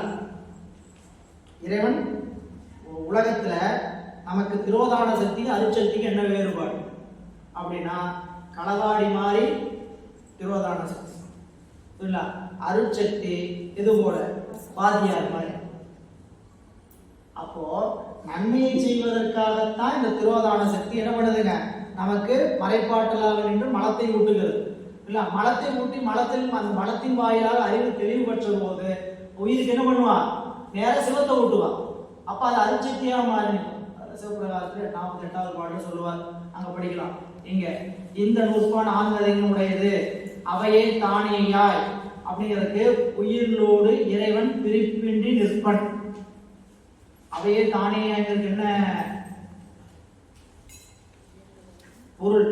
அப்படி அது நூற்பா, அந்த நூற்பாவுக்குரிய இறை பொருள் என்ன, அந்த வரிக்கான பொருள் என்ன வச்சுக்கணும் தெரிஞ்சுக்கிட்டீங்கன்னா தான் அறிவுக்குள்ள. நம்ம எப்படி முதல்ல படிச்சோம், முதல் நூற்பாவை எப்படி படிச்சுங்க, அவனோட தினம் அவை மூவனையும். அதுக்கு என்ன நம்ம எளிமையா பொருள், அந்த சூரியனுக்கு ஒருத்தர் கொடுத்திருந்தாரு, உலகம் தொழில் போட, அவ்வளவுதான். அவை அவன் அவள் அது எனும் அவை மூவினைன்னு சொன்னா எனக்கு சூத்திரமா புரியலீங்கன்னா அது என்ன பண்ணிக்கிறான், உலகம் முத்தொழில் இல்ல. அதே மாதிரி மூணு அதிகாரம் அது இங்க. அதே மாதிரி அவையே தானே ஆயினா இறைவன் உயிர்களோடு பிரிப்பின்றி நிற்பான். உயிரோடு எப்படி இருப்பான், பிரிப்பு இல்லாம நிற்பான். இது முதல். இரண்டாவது, அப்படி இருக்கக்கூடிய இறைவன் தனது ஆணையின் இருவினையில், தனது ஆணையின் இருவினை தான் தனது ஆணையால் வரும் இருவினை. ஆணையால் வரும் இருவினை படிக்கும் போது நீங்க நல்லா வினைக்கணும். வினையை ஊட்டுவதனால் ஆணையினால் வரும் இருவினை சொல்லியிருக்காங்களே தவிர அந்த வினை வந்து சக்தியினால வருதுன்னு நினைச்சுக்கூடாது. நமக்கு வினை வர்றதே சக்தியினாலதான். வினையை ஊட்டுவது மட்டும்தான் ஒரு வேலை இல்ல, அது நீங்க வினையே அவரால் வருதுன்னு நினைச்சுக்கூடாது. வினை ஆணையினால் வரும் வினை. மூணாவது, போக்கு வரவு புரிய இரத்தல் பிறத்தல்களை புரியும். இரத்தல் பிறத்தல்களை புரியும். ஆணையின் இருவினைங்கிறத ஆணையினால் வரும் இருவினை. அதுக்கு நீங்க உலகியல் வழக்கு பார்த்தீங்கன்னா இதுல இலக்கணம். ஏன்னா பேராசிரியர் வையா சொல்லும் போதே சித்தாந்தம் படிக்கணும்னா இலக்கண அறிவு இருந்தால் ரசிக்கலாம். இலக்கணம் இருந்ததுன்னா படிச்சு என்னெல்லாம் சொல்றாங்கன்னு இன்னும் நல்லா ஆழமா கத்துக்கலாம். சித்தாந்தம் படிக்கிறது ஆணையினால் அப்படின்னா அவனால் உயர்ந்தேன். ஆனா அந்த சொல்லி எப்படி பயன்படுத்தலாம் அப்படின்னா அவனின் உயர்ந்தேன். இங்க எப்படி இருக்குது, இருவினையின் ஆணையின் இருவினை இருக்குங்களா, அந்த ஆணையின் இருவினை என்ன பண்றாதுங்க, 5ஆம் வேற்றும் உருவை ஆள் என்றதை கொண்டு வந்து ஆணையினால் இருவினையின் ஆணையினால் வரும் இருவினைன்னு சொல்றாங்க இல்லையா.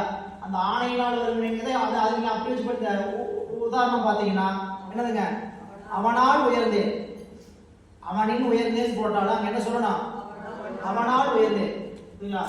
அப்ப அங்க அப்படி பொருள் செய்யறாரு. அந்த மூணாவதுக்கு போக்குவரவு புரியும் இரத்தல் பிறத்தல்களை செய்யும். ஆணையின் நீக்கமின்றி நிற்கும் அன்றே தனது சக்தியோடு பிரிப்பில்லாமல் இருப்பான்.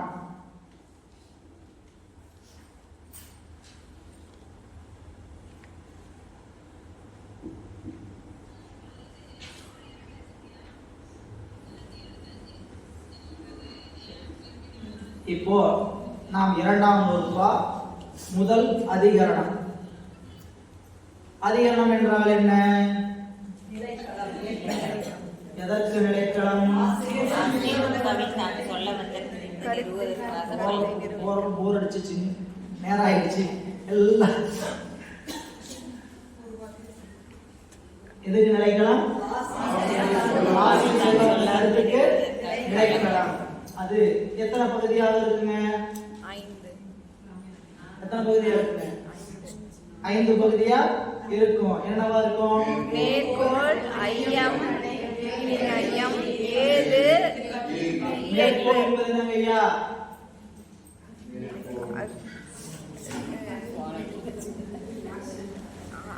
ஆசிரியர் கூறும் கருத்து, ஆசிரியர் கூறும் கருத்து. ஐயம் என்பது மாணவனின் ஐயம், தடை என்பது பிறர் கூறும் தடை, ஏது என்பது ஏது மறுபடியும் காலையில் ஏது காரணம் தான். என்ன காரணம்? மேற்கோள் சித்தாந்த துணிவு. சித்தாந்த துணிவு. அதை முடித்து காட்டுகின்ற முடிவு. ஏவு எடுத்துக்காட்டு உதாரணம் என்னதுங்க? வலியுறுத்துவது. சித்தாந்த துணிவை வலியுறுத்துவதற்கான உதாரணம். வலியுறுத்துவதற்கு ஒரு சப்போர்ட் இல்ல. அப்படி 5 பகுதி அமைந்திருப்பதுதான் அதிகரணம் படிச்சோம். இப்போ முதல் அதிகரணம் 2ஆம் வகுப்பா? சரி, 2ஆம் வகுப்பா எதை பற்றி சொல்ல வந்தது? பாச உண்மை சொல்ல வந்தது. அது நூற்பாவோட கருத்துரை என்ன சொல்லியிருக்கிறார்? உணர்வுறுப்பம் வருமாறு உணர்த்துதல் முதலிற்று மீள படைத்தல். உணர்வுறுப்பம் என்னங்க? மீள படைத்தல் சொல்ல வந்த இடத்துல என்ன சொல்ல வேண்டியதுன்னு கேட்டீங்கன்னா, இந்த உயிரோடு இறைவன் ஒன்றாய் வேறாய் உடனாய் நின்று அந்த உயிர்கள் செய்த வினைக்கு தகுந்தவரை தன் சக்தியால் செலுத்தி போக்குவரவுகளை புரிய செய்கின்ற அவன் அந்த சக்தியோடு பிரிப்பின்றி நின்று இதை செய்வான். அப்படிங்கிறது தான் இந்த சூர்பாவோட மீள படைத்தல் செய்வதற்கு அவன் என்ன பண்றான்? உயிர்களோடு கலந்து நிற்கிறான்.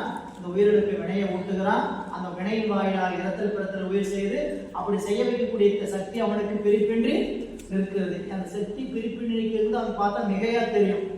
இந்த இடத்துல அது ஒரு பொருத்தமா தெரியும். ஆனா கடைசிக்கு அது காரணம் சொல்லுவார். சக்தி பிரிப்பின்றி ஏன் சொல்றாங்க கேட்டீங்கன்னா, சக்தி வேறு சிவன் வேறு 2-3 சமயம் சொல்றான். அதை மறுத்தற்காக அவனின் சக்தி வேறு அல்ல. சரி, இங்க பாருங்க, 2ஆம் வகுப்பா முதல் அதிகரணம் இறைவன் உயிர்களோடு பிரிப்பின்றி அத்துவினாய் நிற்பது என்பதை கூறும் மேற்கோள். இவ்வான்மாக்கள் பலவும் முதல்வன் தானேயாய் நிற்கும் என்றது. இப்ப நீங்க நூற்பாவுல ஒரு விஷயத்தை உங்களுக்கு நான் சொல்லாம விட்டு வந்துட்டேன். அவையே தானேயாய்ங்கிறத எப்படி பொருள் செய்தார் நம்மளுடைய மெய்கண்டார்? அது எப்படி அமைச்சு? மெய்கண்டார் அவையே தானேயே அமைச்சாரு. ஆனா பொருள் செய்த சிவஞான முனிவர் எப்படி எழுதியிருக்கிறார்? அவையே யாய் தானேயாய் அவையே தானேயாய். அதாவது அந்த சொல்ல இரட்டொரு மொழிதல்னா அந்த சொல்ல பிரிச்சு அவையே தானேயே என்னங்க? இறைவன் அந்த உயிர்களேயாய் நிற்கிறான். அவையே தானே உயிர்களோடு அந்த உயிர்களாயே நிற்கிறான்னு ஒரு சொல்ல முடிஞ்சது.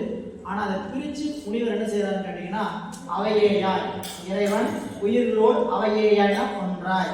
இறைவன் உயிர்களோடு தானேயாய் அந்த உயிர்களிலிருந்து பொருள் வேறாய் இறைவன் அந்த உயிர்களோடு அவையே தானேயாய் உடனாய் நிற்கிறான். இப்படின்னு 3 செய்திருக்கிறார்.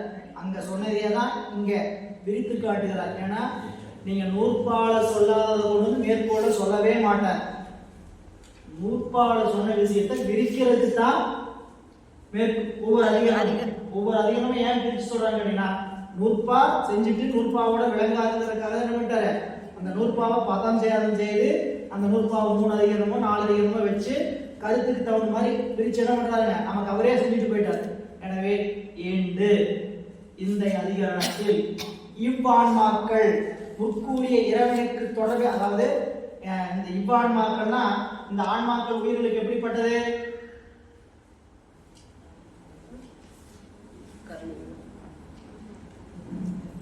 முதல் உறுப்பா முடிக்கும் போது என்ன முடிச்சாருங்க? உயிர்கள் இறைவனுக்கு எப்படி நிற்கும்?